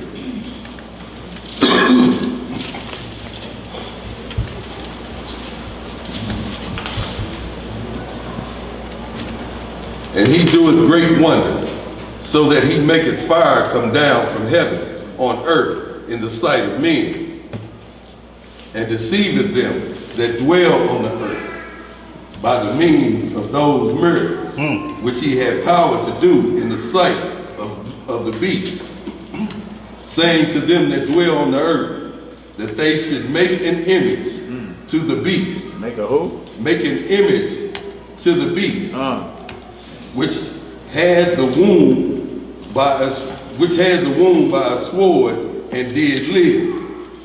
And he had power to give life unto the image of the beast, that the image of the beast should both speak and cause that as many as would not worship the beast, the image of the beast, should be killed. So you got, break it off, Dan. You got the. So you got an image of a beast been given how to speak these words, and as many who would not adhere to the beast should be killed. So when this thing gets set into motion, it's going to be asking all of whatever you have to do with this society is going to be of the beast. When you go try to buy, sell, or trade. Yeah. Who is the beast? That's your password now. Type in the beast signals. Type in the beast code. And when you don't, or you try to type in somebody else's code, just like they swoop down on you now, they will swoop down on you and they're going to put you to death. Save he that had the mark of the beast or his name. So y'all, we got to be understanding that this thing that's coming forth is to take over for mankind. It's going to solve the lust. We'll give you a woman so you can leave them children alone. We're going to put NAMBLA down. NAMBLA. North American Man Boys Love Association. There's a club out here that seeks out boys under 9. NAMBLA. NAMBLA. NAMBLA. Right, it's starting, like you say, it's the Roman Catholic Church is another NAMBLA. But y'all see, it's just going to get to the point that where once this image of this beast acts like God, then it has a whole, there'll be no problem with you accepting the robots as humans. Turn it up. Right now, they're pulling everything in there. Boys, dogs, animals, everything now. Bestiality, same sex, all of that's coming together to match up just like it was in Genesis 6. When you get into that book of Enoch that he just read, you're going to see not only that, it was men mixing with beasts. 61 chapter of Jasher, an Edomite son, Zepho, killed a half man, half beast. Read about that. It was eating up all the cattle. Zepho, the same Zepho you read in Genesis 36, and there the sons of Esau, that one killed a half man, half beast. Because they're right now trying to get chimpanzee human rights. And in some places they already have human rights. So I can be at the altar with both. Somewhere that Mex said, marry this alligator. You said Genesis got what about men, Genesis 6 chapter. Enoch he was speaking of, also Enoch 15 chapter, that goes into those spirits, those offspring of the fallen angels and human beings. The flesh died, but the spirit is still amongst us. And they're doing the bidding now. They was waiting on the other side of the flood. We still here. And right immediately attacked Ham, who attacked his father's wife, Noah's wife, and uncovered his father's nakedness. When the law say the man that uncovered his father's nakedness have slept with his wife. Ham was the first MF off the boat. He had his way with his father's wife, which if it wasn't his biological mother, it was still considered his mother. If it was his stepmother. He uncovered his father's nakedness. That's what the law say, uncovering a father's nakedness. You are MF. A mother for unlawful carnal knowledge. And whose word is that now? That they're taking over from everybody on planet Earth. Who say MF more than anybody? Every generation. Shaft was a bad. Yeah. All throughout this new rap, mother this, mother that. That word, just like 1 Corinthians 5 say, ain't been found in the Gentiles that they talk about if a man should have his father's wife. And we talk about that. They even got jokes. All of these 3 people on the cliff and they got pushed off. When it got to the brother, Mofo is in there. If y'all watched last week's Lucifer, Mofo came up. He was saying it beforehand, and then his mother, who's supposed to be his mother in the episode, was lusting and came on to him. But they used that word before she committed the act. And she said, what are you doing? This is what we do. This is why your father threw me out of heaven too. I was just a piece on the side. That's all I am really. I ain't really your mother. Come on with it. He trying to fight off. But he's using the word mofo before that scene comes up. Curse be the man. That's why it's a curse word. When you call somebody, you got to be careful that that's a curse word. Curse be the man that lieth with his father's wife. Deuteronomy 27:20. Curse be the man. So that's why it's a curse word. You black mother, you don't know what you're saying. You black, you asleep with your mama looking. That's what you're saying. that's a curse word. And when you label it on people, you actually really are truly pronouncing a curse on them. Can't stand your black mother. Putting curses on them. And if y'all watch these shows, these shows are out here and in full fledged, and every one of them put in a homosexual scene so that right now you're being programmed to start to tolerate this. Unless you're going to throw your TV out the window. Well, you throw that out, you got to throw this out too. You can't get rid of that TV and watch TV on here. Because it's going to be on here too, the same thing. You'll open it up, as soon as you get to Google, it may be two men kissing. What you going to do? Get rid of this? Man, I've been trying to call you. What happened? I threw that damn phone away. As soon as I opened up Google, that was on there. Y'all, this is what they are getting us comfortable with. Of seeing decadence at its highest level. And you're in the world, but you can't be of it. Y'all think the Most High treating us unequal? No. Because when we had all of everything in our own land, guess what we did? We invited that into our land. Y'all come on in here and defile this. So just like getting kicked out of the garden, got kicked out of paradise the same way. And that's why we here, to try to clean up our act so we can go back home. Not with that same baggage though. Here, you finished that Revelation 13? You want to go over there? I want you to just read some more. Yeah, we ain't got long. Verse 16. And he calls us all, both small and great, rich and poor, free and bond. So did he leave anybody out? Is anybody left out of here? Go ahead. To receive a mark in their right hand or in their forehead, and that no man might buy or sell save he that had the mark, or the name of the beast, or the number of his name. So one of these three you gonna have if you want to buy, sell, or trade. Already you getting it right now. Hey, excuse me, that card has the chip. Yeah, it got the chip on it. Stick it in this way. And notice how the buzzer is. The buzzer is the buzzer of decline. But it's approved now. You be looking around like, damn, man, line is long enough, sit up here and this card is maxed out. They're like, no, it's approved.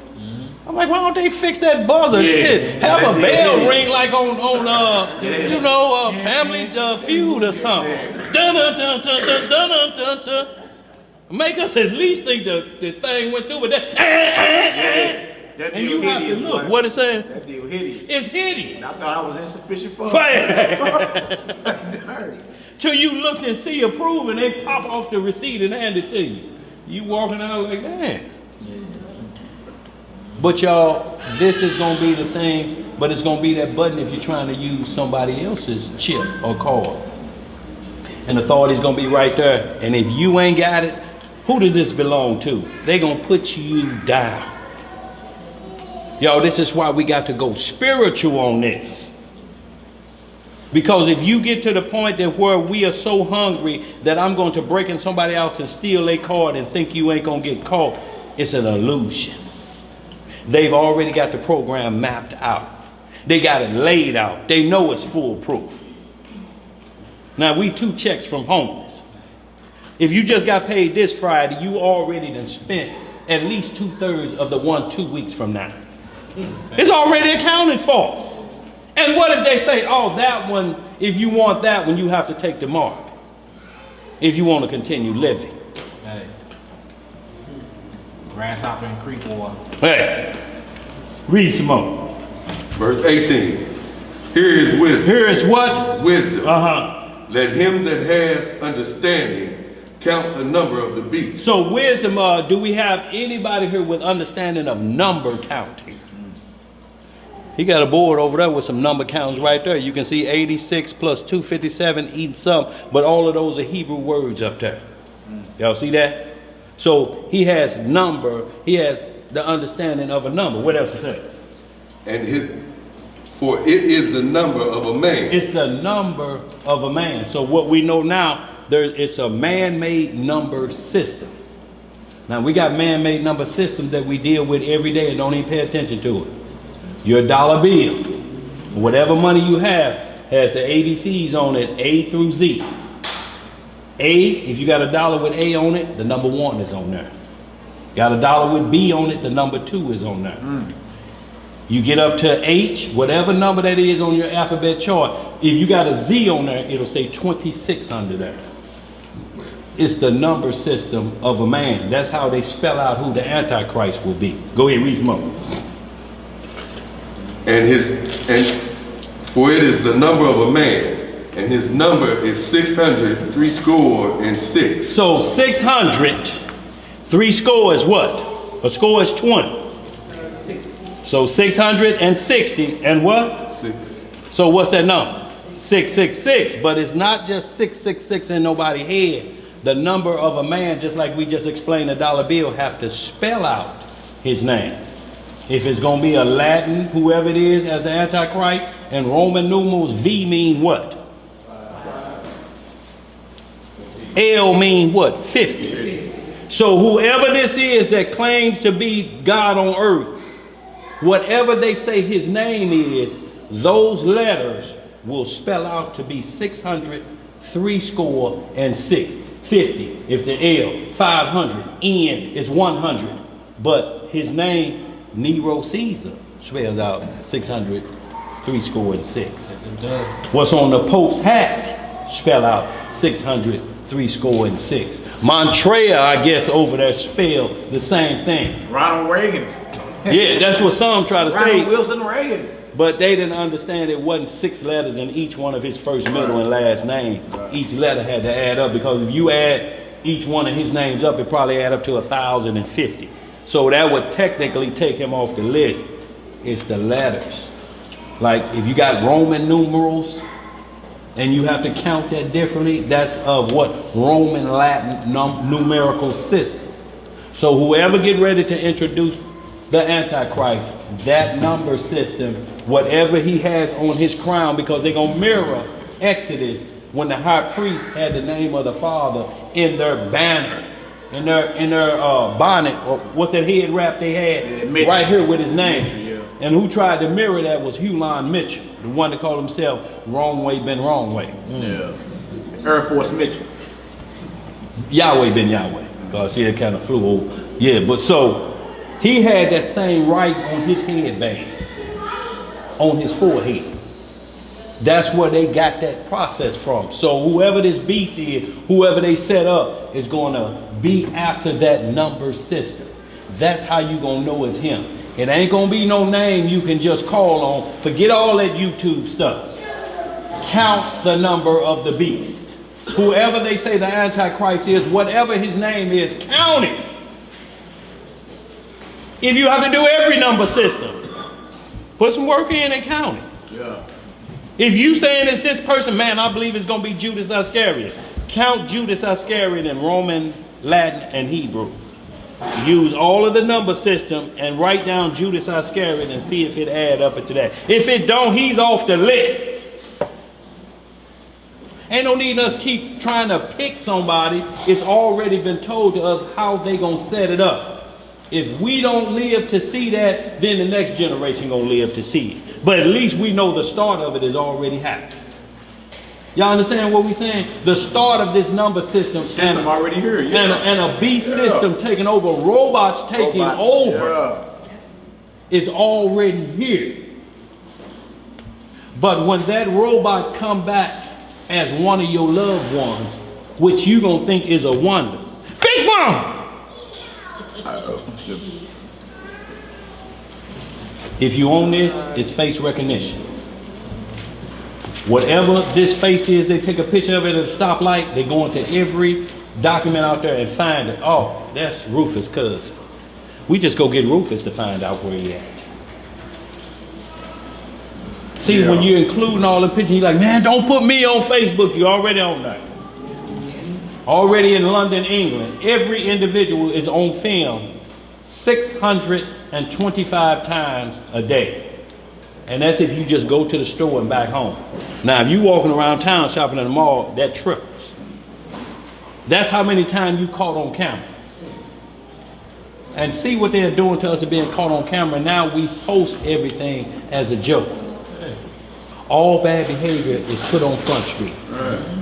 So we can laugh at it, we can look at it, but you still ain't seeing behind the thing that everything we doing is being watched. Yeah. What's crazy, Dan, like when you sign a contract, it might not be on your phone, but inside the contract, it straight lets you know. If you take pictures with your camera, they have the authority to go snatch them off your phone. And how many bros and sisters is doing selfies? Face recognition. You know what I'm saying? Like, I straight took a picture with my phone the other day, and the bros I took a picture of, their names popped up on my phone. Yeah. Yeah. Me up. I'm like, how do they know bruh name? Yeah, well, you can Google your number, and it tell you all the places you've been since last year. You can Google your number, type your phone number in on Google, and see what your location GPS on or not. It's gonna pop up unless you are operating off some type of app. If you're operating off your regular number, your regular smartphone number, every place you've been the past year gonna pop up. Every single stop, every single place. You know what I'm saying? It's crazy, man. Now how you talking about you off the grid and you still got this? Nah. You ain't off the grid. This is the grid. This the grid. This is what's connected. Y'all seen how many, is it payphones around still? I ain't reviewed no payphones. It's one off of Parker Road in Elmico. Oh, is it? Parker Road 367. Right. That deal be obsolete shortly. So y'all use payphones. We don't even have house phones no more for the most part. Yeah. Everybody operate off their cell phones. So y'all see where they're luring us into a position, and it's the right hand or the forehead. Like bruh saying, if your thumb was missing, texting gonna be a problem. Cool. Unless you can text with the other hand that has a thumb. So this is how important the body is when just coming back around to that. But y'all, this is attached to everybody, the extension of their hand.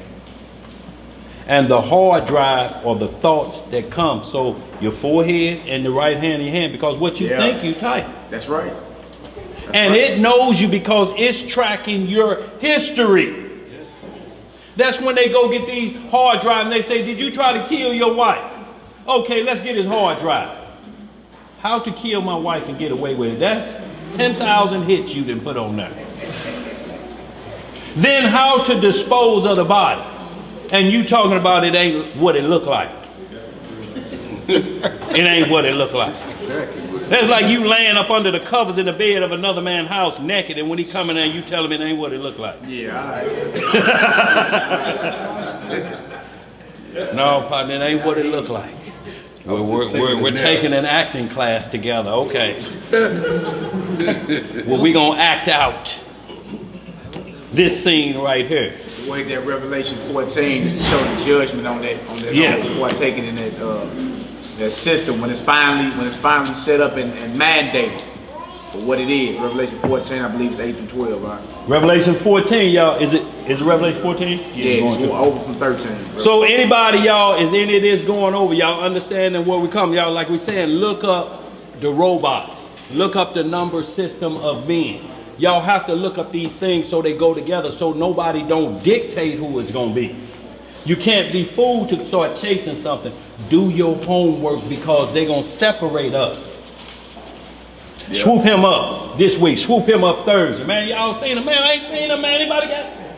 Man, his wife ain't seen him either. He didn't come home. It's going to continue like that to where you're going to have to depend on your own because they snatching them off. You're going to be snatched one, just like they're going to mirror, just like the Most High going to come and take two of a family. He's doing the same thing. He's going to be snatching you off of what he think is the link to helping brothers out. But the 144,000, y'all, the Most High already got something in place for us. Who's going to be here to help us get through this, y'all. So guardian angels going to be here, y'all. We just can't trust in the angel that's masquerade as an angel of light. And the best way to do that is be prepared for all his schemes that we just read in here, who to look and how to identify the Antichrist. Now, if you see something else on YouTube versus what you just read here, what should that be to you? A lie, or what we call a red flag to trick me into believing it's somewhere else. Do the homework, y'all. Do the count. Count it up. And then you may have a list of 30 candidates who it could be. But whoever it gonna be, gonna do this. I am God, I am back. You ain't got to guess at that point. And when he called for the leaders to kiss his ring like the Pope do, when you see Donald Trump do that and he move his hair to the side, you don't know. And then the next king, mirroring Zechariah 14, for all of them got to come up to Jerusalem when they all coming up doing this, for iniquity already doth work. The program is already in motion. That's right. Been dead. Go ahead, bro. You know what it's saying? They are mirror image, y'all. We got to quit looking like it's a boogeyman coming this way. It's going to look just like what's written. The only difference is it's got to have a different outcome. You're going to be taught to say what it ain't. It's like a lie. A lie ain't going to never be the truth. A lie you have to rehearse. Anybody ask you, man, I was at that 7-Eleven on Kings Highway in Natural Breed. You ain't on camera. There ain't no 7-Eleven on Kings Highway.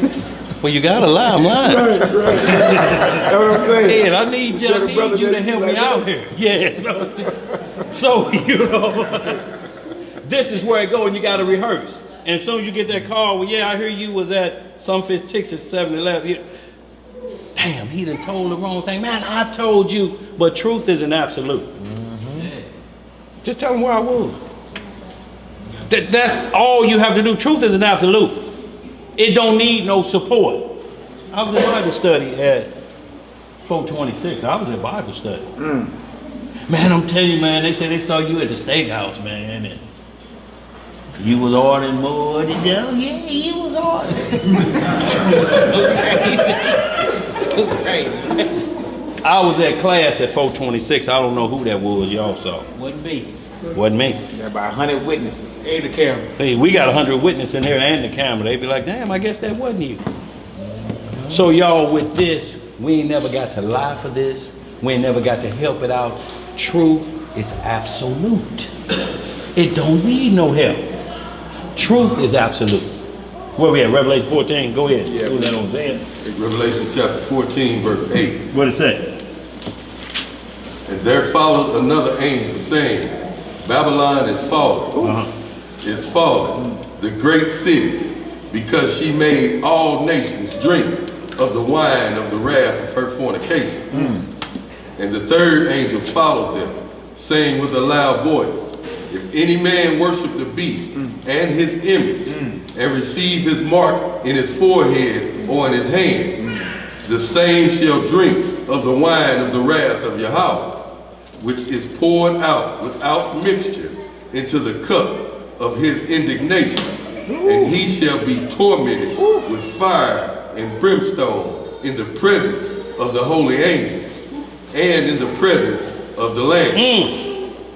And the smoke of their torment ascended up forever and ever, and they have no rest day nor night, who worship the beast and his image, and whosoever receiveth the mark of his name. This is the practice of the saints. I'm sorry, this is the patience of the saints. Here is the patience. Here is the patience of the saints. Some of my glasses. Here is the patience of the saints. Here are they that keep the commandments of Yahweh and the faith of Yahweh Shah. Mark that down. So you see her, there's a judgment. There's a time coming we're going to take a stand. Yeah. Against everything. It seems convenient. It seems like, okay, you know, the better it gets. But actually we're heading toward the mark of the beast, the worship of the beast and his image. That's what we're heading toward. You understand? So it's going to be a time when the sons and daughters of the Most High are going to have to take a stand against that. That verse 12 say the patience of the saints are those that fear the Most High, keep his commandments, and have the faith of the Messiah. You understand? That's what's going to get us through these perilous times. While the world's saying it'll be convenient, the iPhone 1000 may be out by then. I don't know how much better it can get. iPhone 1000. Yeah, I don't know how much more better it can get, but just ask yourself that. How much better can these video games get? Call of Duty. How much better can the cell phone technology get? Where does it stop at? Is there a ceiling that's gonna hit? Right. Or is it gonna keep getting more and more better until you in sync with AI, artificial intelligence? What's going? What's on the back of this iPhone? Apple. And what's going out of it? Bite. So is it the tree of good and evil again? We right back here, y'all. A bite out of the apple. They bit the apple. This knows all what's righteous because you can pull up every law and every chapter and verse in the Bible on here. You also can turn the lights out and have a date night with yourself and pull up camera and Google big black.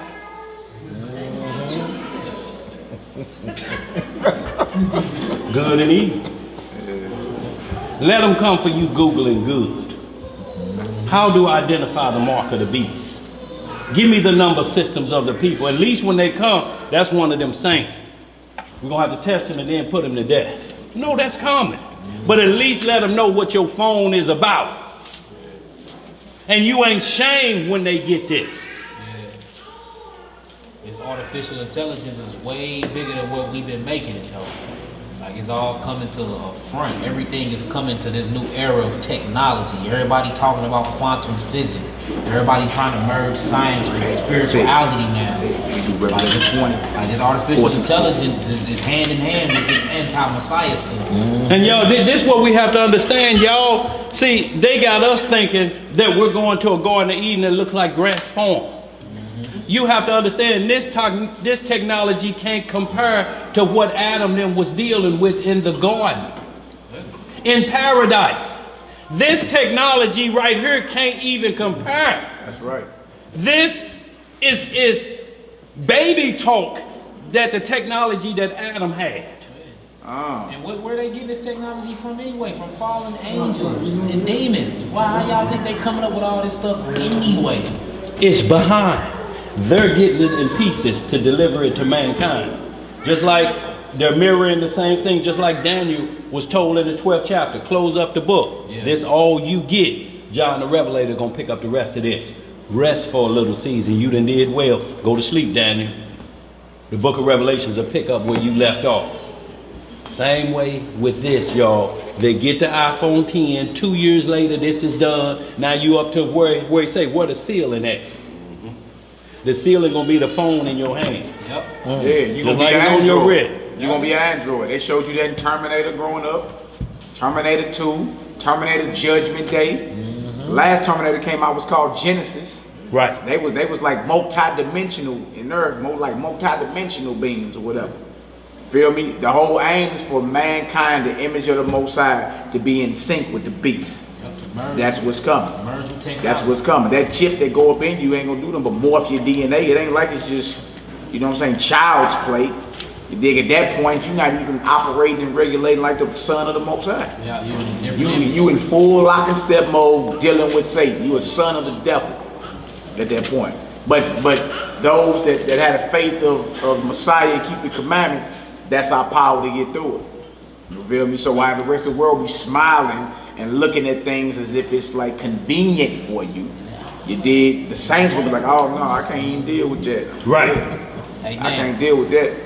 He gonna hit that Revelation 20. Yeah. And that iRobot, the phone was in her hand, actually in her hand. Yeah. Right. Talk like that. Right. And then when it go away, you be just having it in your hand because that's where they gonna put all the technology. What up, dog? Yeah, man, down here, boy. You got the mark. I see you got the mark of the beast too, dog. Yeah, man. Yeah, there's a few of them Hebrews up there. Them niggas starving, but where you at? Come on down here to Ponderosa. I'll buy something to be on me. Yeah, I got a partner coming down there, little Earl. Go ahead, yeah, take it out of there. Take it out of there for me. Yeah, I'm back, dog. No, you said just meet me on down here.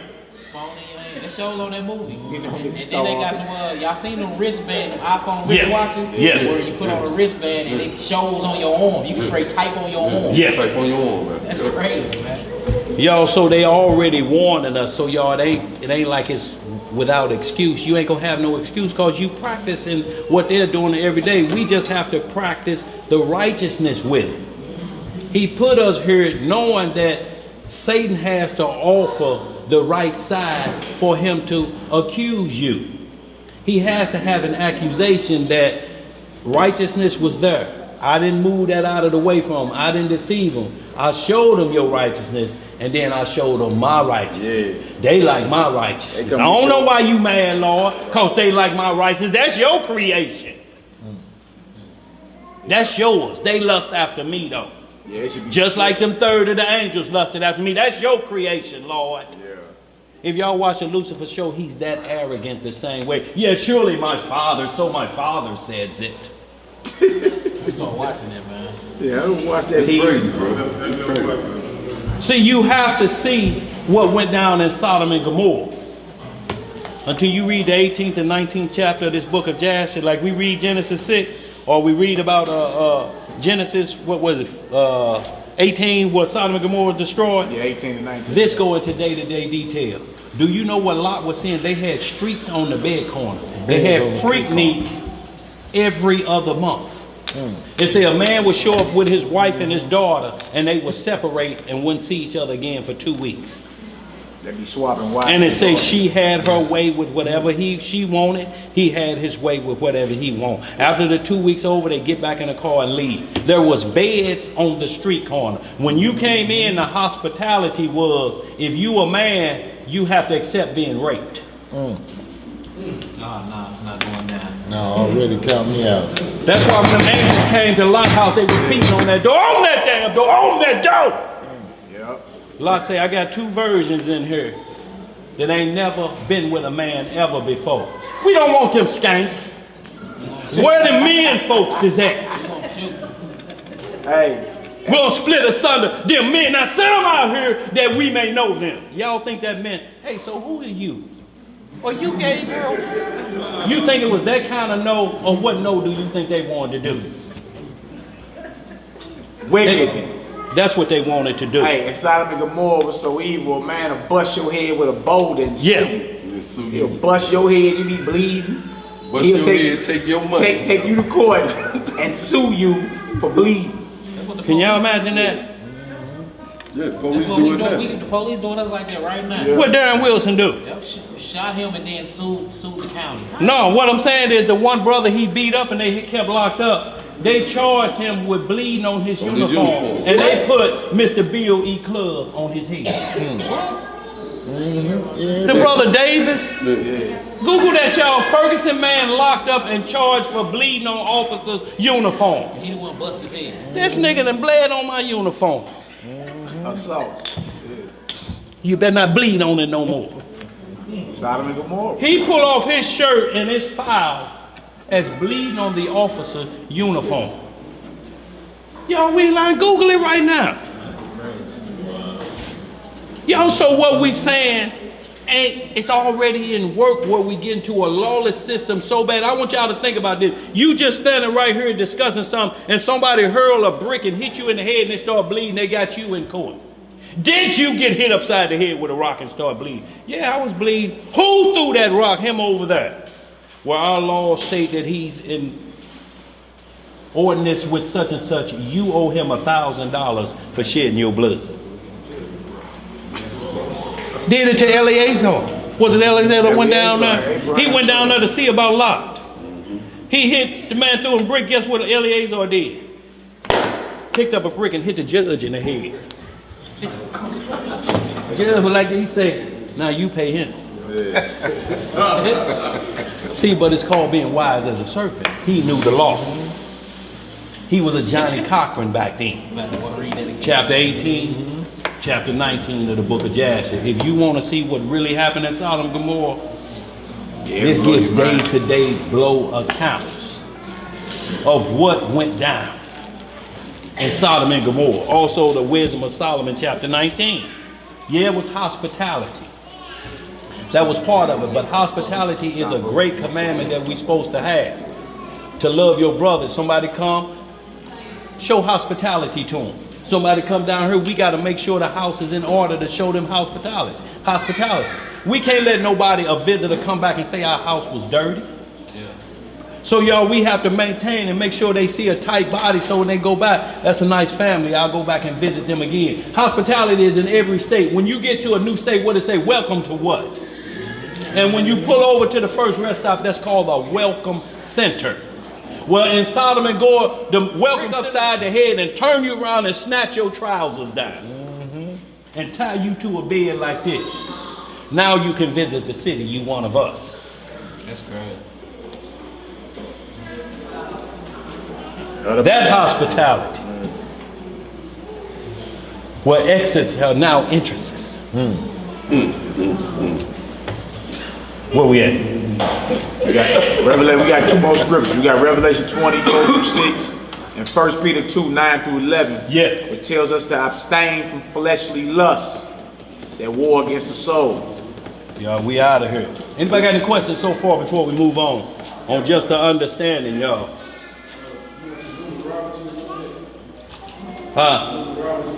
Numerology, the count of numbers. That's why we're saying there's a difference in numerology and the counting the number of a man. Numerology is, okay, today is 36. Today is your lucky day. See, so now you look for a number to guide your soul instead of the Most High. Well, that's what a lot of people say, but we be looking for chapter and verse. See, if you don't present that, then that's just what you heard or what may be on a piece of paper. We need to see that these mean completion, because a week was 7 days. I mean, that's considered a complete week, but where in sevens does it say, because this is the law of completion of 7? Those are the things we need so we don't get tangled up. 666. Yeah. When I look to that, 6 represents the fallen man. Well, that's what that says. But see, that's not a script that 6 is the fall of man. 6 is the end number of the 603 score, and then there's 6. Now 6 for us is A, B, C, D, E, F, G. It's G. No, that's 7. I was just seeing was y'all paying attention. But it's what? F. So 6 is F. That's all I'm saying, brother. 6 is F. So once you understand a number system of this man, when they holler 6, it's the 7. What we need to find in the scripture is 6 are tied to Lucifer any kind of way, or any kind of what you just said in any of the creation. Because if that's the case, then that's going to fall on man versus Lucifer. That's going to fall on Adam, because he was created on the 6th day. So we don't want to shift that, because we're going to have to ask, we have to answer those questions. Like the name of the class is study the answer, instant in season, out of season. So that's 2 Tim 4. We got to study, be ready to give an answer always. So that answer to that is, the first thing I'm going to ask, where you see that 2 witnesses that's the number of Satan and the fall of man. We need to see that, because we got a different understanding on 6 on the great day. This was a king. This was a high priest. He was given charge of the world. Now, did that man fall? Yeah, but it wasn't about him being born on the 6th day. It was about somebody else created on another day. So whatever day Satan was created on. But we have to be careful of that, or we give days to the devil. Halloween, October 31st ain't the day of the devil. The devil is borrowing the Lord's day to cause you to do wickedness on his day that he created. He just chose the 31st. Do y'all know that Friday the 13th came from the book of Esther? In the 13th day of the month, all the letters went out, all Israel died. It hit every post office on the 13th. They just say that was a Friday as we know it. So today, what we do when we see Friday the 13th? Scared to death of that day. Get superstitious. Superstitious. You believe in things you don't understand, and then you what? Suffer. Stevie Wonder was singing it a long time ago. You suffer when you believe in things you don't understand. That's why we got to make sure you understand down here, so you don't suffer. You don't suffer the wrath of naysayers. And this seems like a burden, so you suffer. Damn, that is twisted up. That don't make no sense. Damn, mysteries and we ain't supposed to know. Damn. But ain't none of that in here. You were just told that. This says the opposite. Every mystery in here gonna be revealed.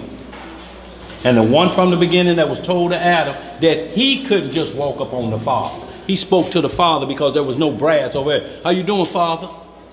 Doing great. How you doing, creation of the Father and the Son? I'm doing great. Until what happened?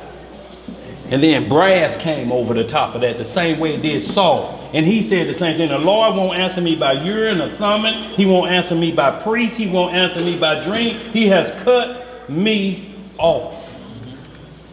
Oh my God. Saul was cut off the same way. Y'all, when the Most High put a brass over here, you will know it because it'll continually be going downhill. He won't answer every prayer. No results. More drama. So y'all, we got to be extra careful in this walk, y'all, that we keep our mind focused. And when we put this up and you type something out, yeah, I'm going to let them know how I feel right now. Erase. Because once this go, it's gone. You can't unring the bell. You can't go back and get that text and be explaining that text. Well, bro, look, man, I just to heat the moment, man, you know I would have never called you that, man. I was just trying to get everybody else to laugh. But, man, my mother is a whore, and I was born by the guy at the tire shop. You just trying to make people laugh. Come on, bro, you know how we joke around. We don't joke like that. Y'all, so you got to be careful. Every time you think about something could come back on you, erase it and think about it. Or put this in there. I love you. Just like the script say I'm supposed to do. Enter and watch what come back then. But what they gonna find on that? Damn, he's a loving kind of individual, isn't he? Right. Right. Whole script. But you typing out, I can't stand you, I wish you died, and all your children. That's gonna be a problem. You trying to explain, like everybody else is saying, like the woman that ran that sister toothbrush up her rear end, poured rotten clam juice in her lotion and did all that to drive her out there and say, I really didn't mean any harm. She got a throat infection and all of this, you didn't mean no harm. What you didn't mean that I didn't do anything that I thought would kill her. Yeah. She called the Jamaican Barbie. She was so jealous because of the girl's beauty, she just started doing stuff to her. Can you imagine? She stuck that woman's toothbrush up her rear end and put it back in her rack. She spit in her coconut. She spit in her coconut oil that she rubs over her skin. And guess where they caught her at? Where is this at? She put it on Facebook. Just Google Jamaican Barbie. Just Google it at the college. This 2 weeks ago. Yeah. I ain't heard about that. But this how they called her. I ain't been on Facebook. The devil told her, now brag about that. Ain't nobody gonna believe you did nothing like that. You run a toothbrush up your rear end and put it back. Who gonna believe it? You better put that out there now so they can believe it. And they say the girl was carrying boxes while she was moving and people stopped her in the hall. Did you see what she just put on there about you? That's how it got caught. But she had went to the university and told them, something is wrong with me. Something is happening. They're like, we don't play that around here, next case. But now they scared of a lawsuit. They suspended the woman and she's going to jail but can only face 6 months for the charge. Oh, rape, hate crime now. So it can go up now because she used the word, I'm getting rid of the Jamaican Barbie. So hold on, so she put the girl's toothbrush up her butt. Yeah. Spit in her coconut oil. Spit in her coconut oil, put small clam juice in her lotion and stuff. And now she got And this the worst part of it. Took her personal woman's items and rubbed it all over her book bag. After while she was doing that time of the month. But this was called her, y'all. Facebook called her. Because she couldn't tell it she had to tell it. So the girl got like infection and stuff? Yes. She was having sore throats and she didn't know why. Bad bacteria. But she knew about the rear. Plumber didn't know this. She was getting sick and That's when she moved. Wow. How she don't know that went up her rear end? Oh, she put up her rear end. Yeah. Yeah. Not of her shit. Not of the Jamaican Barbie. No, boy, what you saying? She just still laying there. She's like, oh, I feel a brushing feeling. No, she wasn't like So that. old girl was leaving and that's when she posted because she thought she was gone or something? Yeah, she was moving out. Yeah, moving out. Posted the stuff on Finally run Jamaican Barbie out. So while she in the hallway, they like, look at this. Yeah. Wow. when did you say prior to the 13th was? Well, when you get into the book of Esther, I believe it's the 4th chapter, on the 13th day, it was a hit. Jacob actually did a really good lesson on the assassination of Israel and nations that come against us. And in there, wicked Haman had convinced the king that Israel is the problem. We need to get rid of all of them. But the same thing happened in Egypt with us. So they had sent a letter to everybody, and they said on the 13th of this month, we killing them, we're going to wipe them off planet Earth. All of the people say that happened to be on a Friday if you look and calculates the time back when the 13th happened on that day. So now when we hear the 13th, none of us, all of us in here have a different explanation for Friday the 13th. What we say, something's supposed to happen bad on Friday the 13th or on the 13th. So instead of understanding it's just the 13th and the 14th coming and it's the day after the 12th, we start fearing a day of the Lord and turn it over to Satan through superstition. So caught up in superstition that your friend will let you walk 10 miles, cross what they say a crack or a pole, and then tell you, I didn't tell you, you crossed that pole back there at the store. Yes, you did, remember, because you went on the right side because I was standing there. And this person walks all the way back and walk around that and comes back. For what? Who broke a mirror in here? You got 7 years of bad luck? Huh? Who? What you got, bro? No, I was on the 13th. I always looked at Yeshua and the 12 disciples. So I completed that to the 13th. So I never looked at it being bad. The 13 disciples? The 12. 12 disciples. Absolutely, but a witch's coven is 13 too. A witch's coven is 13 too. Yeah. So all witches' covens is 13, but they are copied. But the Messiah don't use the word 13. He used the word 12. Satan used 13. The Arthur Koestler, the imposter that said there's an imposter Jew, he called them the 13th tribe, not the 12. Because when you get into Genesis 36, it's 13 tribes of the dukes and teens, and Duke Earl, and Duke this, and Duke this. When you seen trading places, those were the dukes. Didn't they tell you right in your face? Yeah. We're the dukes. The dukes know something. The dukes know something.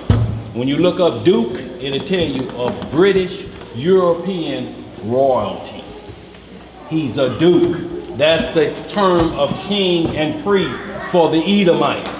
Duke and Timon. They are the hierarchy. Donald Trump is a duke. And Timon. The rich of parts of Esau, these are the heads of them. And he meeting with his other Duke and Timon partner, the Russian boy. Vladimir. That's loaded with money. They say he worth $240 billion. Oh, Vladimir Pope? That's what they say. Whoa. The richest man, that's the richest man in the world. Well, you know, outside the Rothschild. Yeah, because see, they still count money. They're talking about the richest man that can count money. Rothschild and Rockefeller is not about money. No, they don't count. They produce the money. They make the money. You won't see them in a discussion about money. They set the standard for gold anymore. For gold. Yeah. The earth's money. When all this paper go away, guess what stays? Gold. But what they doing in the ghetto? Cash for what? Gold. You give me $5 worth of that gold, I'm gonna give you $10 of this worthless money. That's a good deal. That's a good deal. No, it ain't. I don't care what you got. You got a gold nugget, the first thing somebody gonna do is this. You can get a loaf of bread, a half a gallon of milk, and a pack of bologna. Oh, man. But you ain't gonna give him none of this. Where we at, man? Revelation 24 through 6. Ending with 1 Peter 2. Yeah. About abstaining from lust, and that'll kill that whole sex box epidemic. Yes. No, Revelation 20, verse 4 through 6. Yes, sir. White woman arrested for torturing black student she called Jamaican Barbie. Police have arrested a white University of Harvard student after she boasted online about harassing her roommate she called Jamaican Barbie by putting her toothbrush in places the sun doesn't shine. Brianna Ray Broku, 18, was arrested and charged with third-degree criminal mischief and second-degree breach of peace on Saturday for bullying her university roommate Chanel Jazzy Rowe. Rowe was not aware of the harassment until she discovered posts by Brochu on Instagram where her roommate bragged about spitting in her coconut oil, putting moldy clam dip in her lotions, and rubbing used tampons on her backpack for more than a month. Finally did it, yo girl got rid, this is what she wrote, finally did it, yo girl got rid of her roommate. The post read, I can finally say goodbye to Jamaican Barbie. And she up in the hospital trying to figure out what's wrong and what a sickness in her throat is coming from, and it's dried up feces. Bacterial infection. Bacterial infection. And not on that, moldy clam sauce. So when you rub lotion on, don't y'all know that go in your skin? Go straight to your blood. Go straight to your bloodstream. And clam dip. Think about that. The unclean. Clam dip. And spit in her coconut oil. She's doing a ritual. And you know she wasn't doing the regular spit, she doing the hawk. It's like a ritual, man.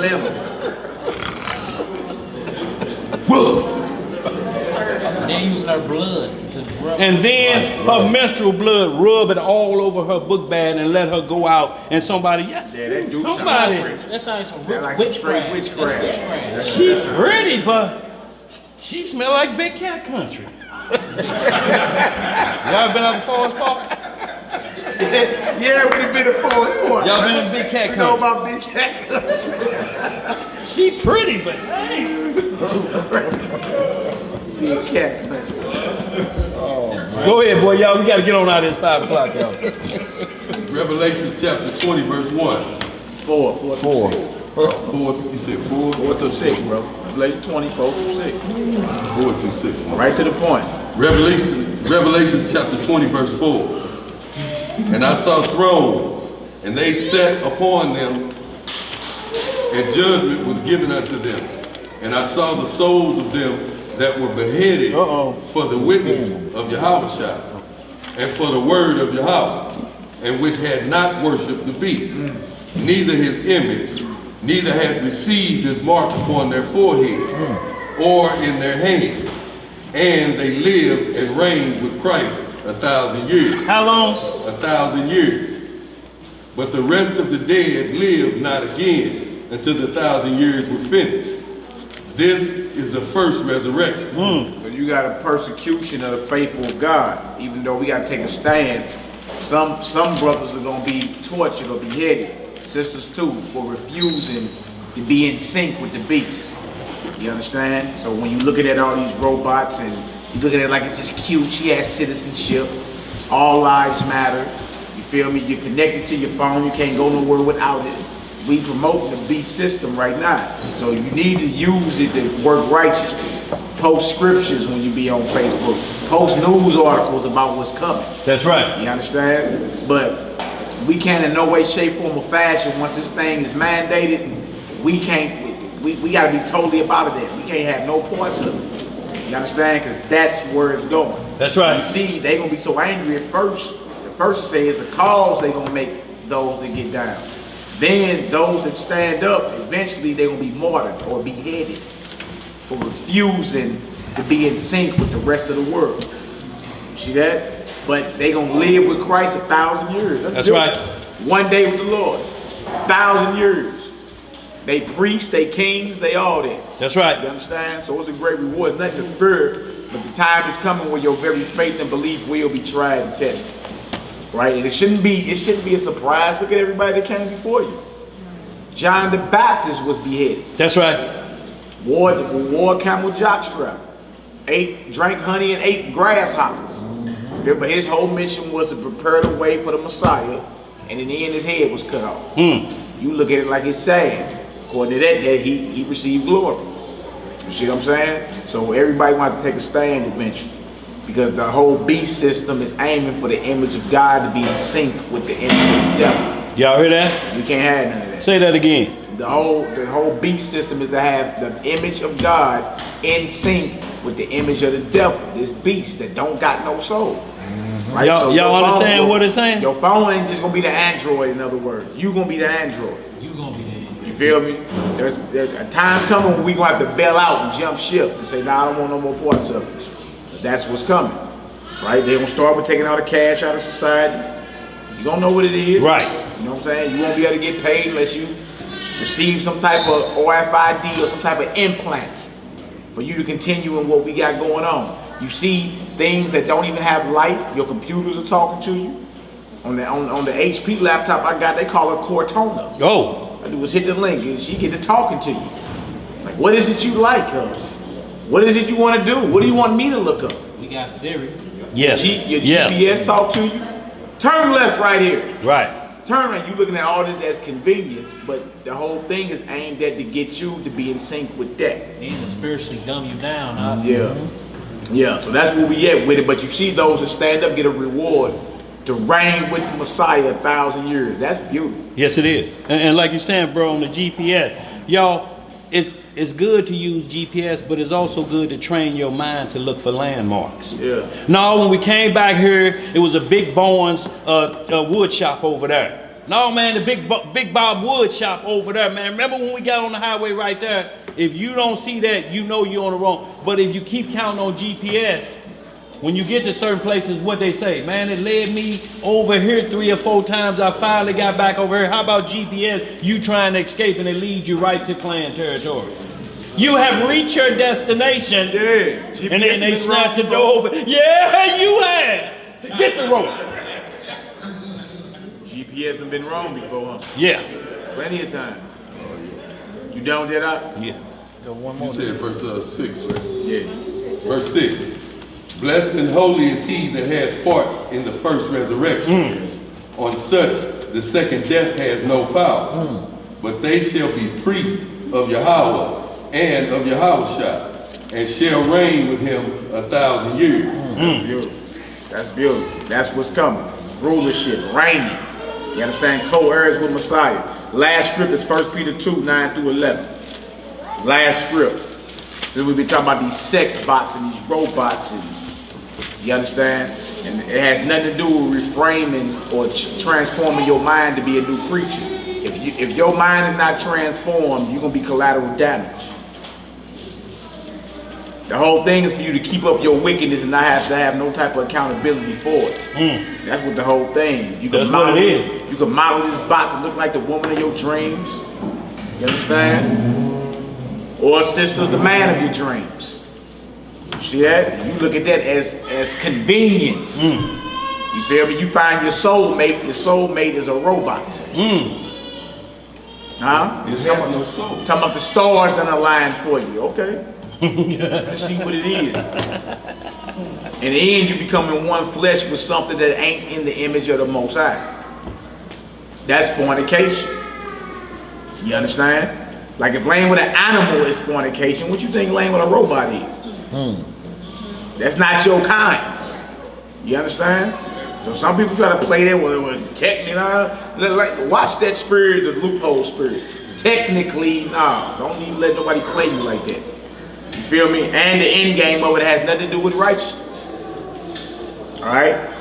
1 Peter 2, 9 through 11. But ye are a chosen generation, a royal priesthood, and holy nation, a peculiar people, that ye should show forth the praises of him who have called you out of darkness into his marvelous light, which in time past were not a people, but are now the people of Yah, which had not obtained mercy, but now have obtained mercy.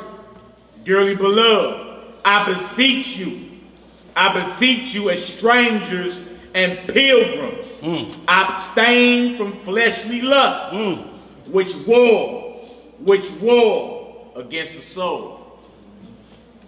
If we do that, the whole image of the beast will have no power over us. Let me just read this last one, man. Y'all gonna close out. 1 Corinthians chapter 2, verse 9. Last one, y'all, and this is just to wrap up what eye has not seen. That's right, Y'all, we have to hope, y'all. We done seen everything out here. What can you compare to what it talks about the kingdom of heaven? The Taj Mahal? What you gonna say? The Grand Canyon? Right, over in Dubai somewhere. Grant's Farm. What do you think can compare to what's written that we will inherit? What is that about that? And they have plumbing issues in the Taj Mahal. What'd you say, boy?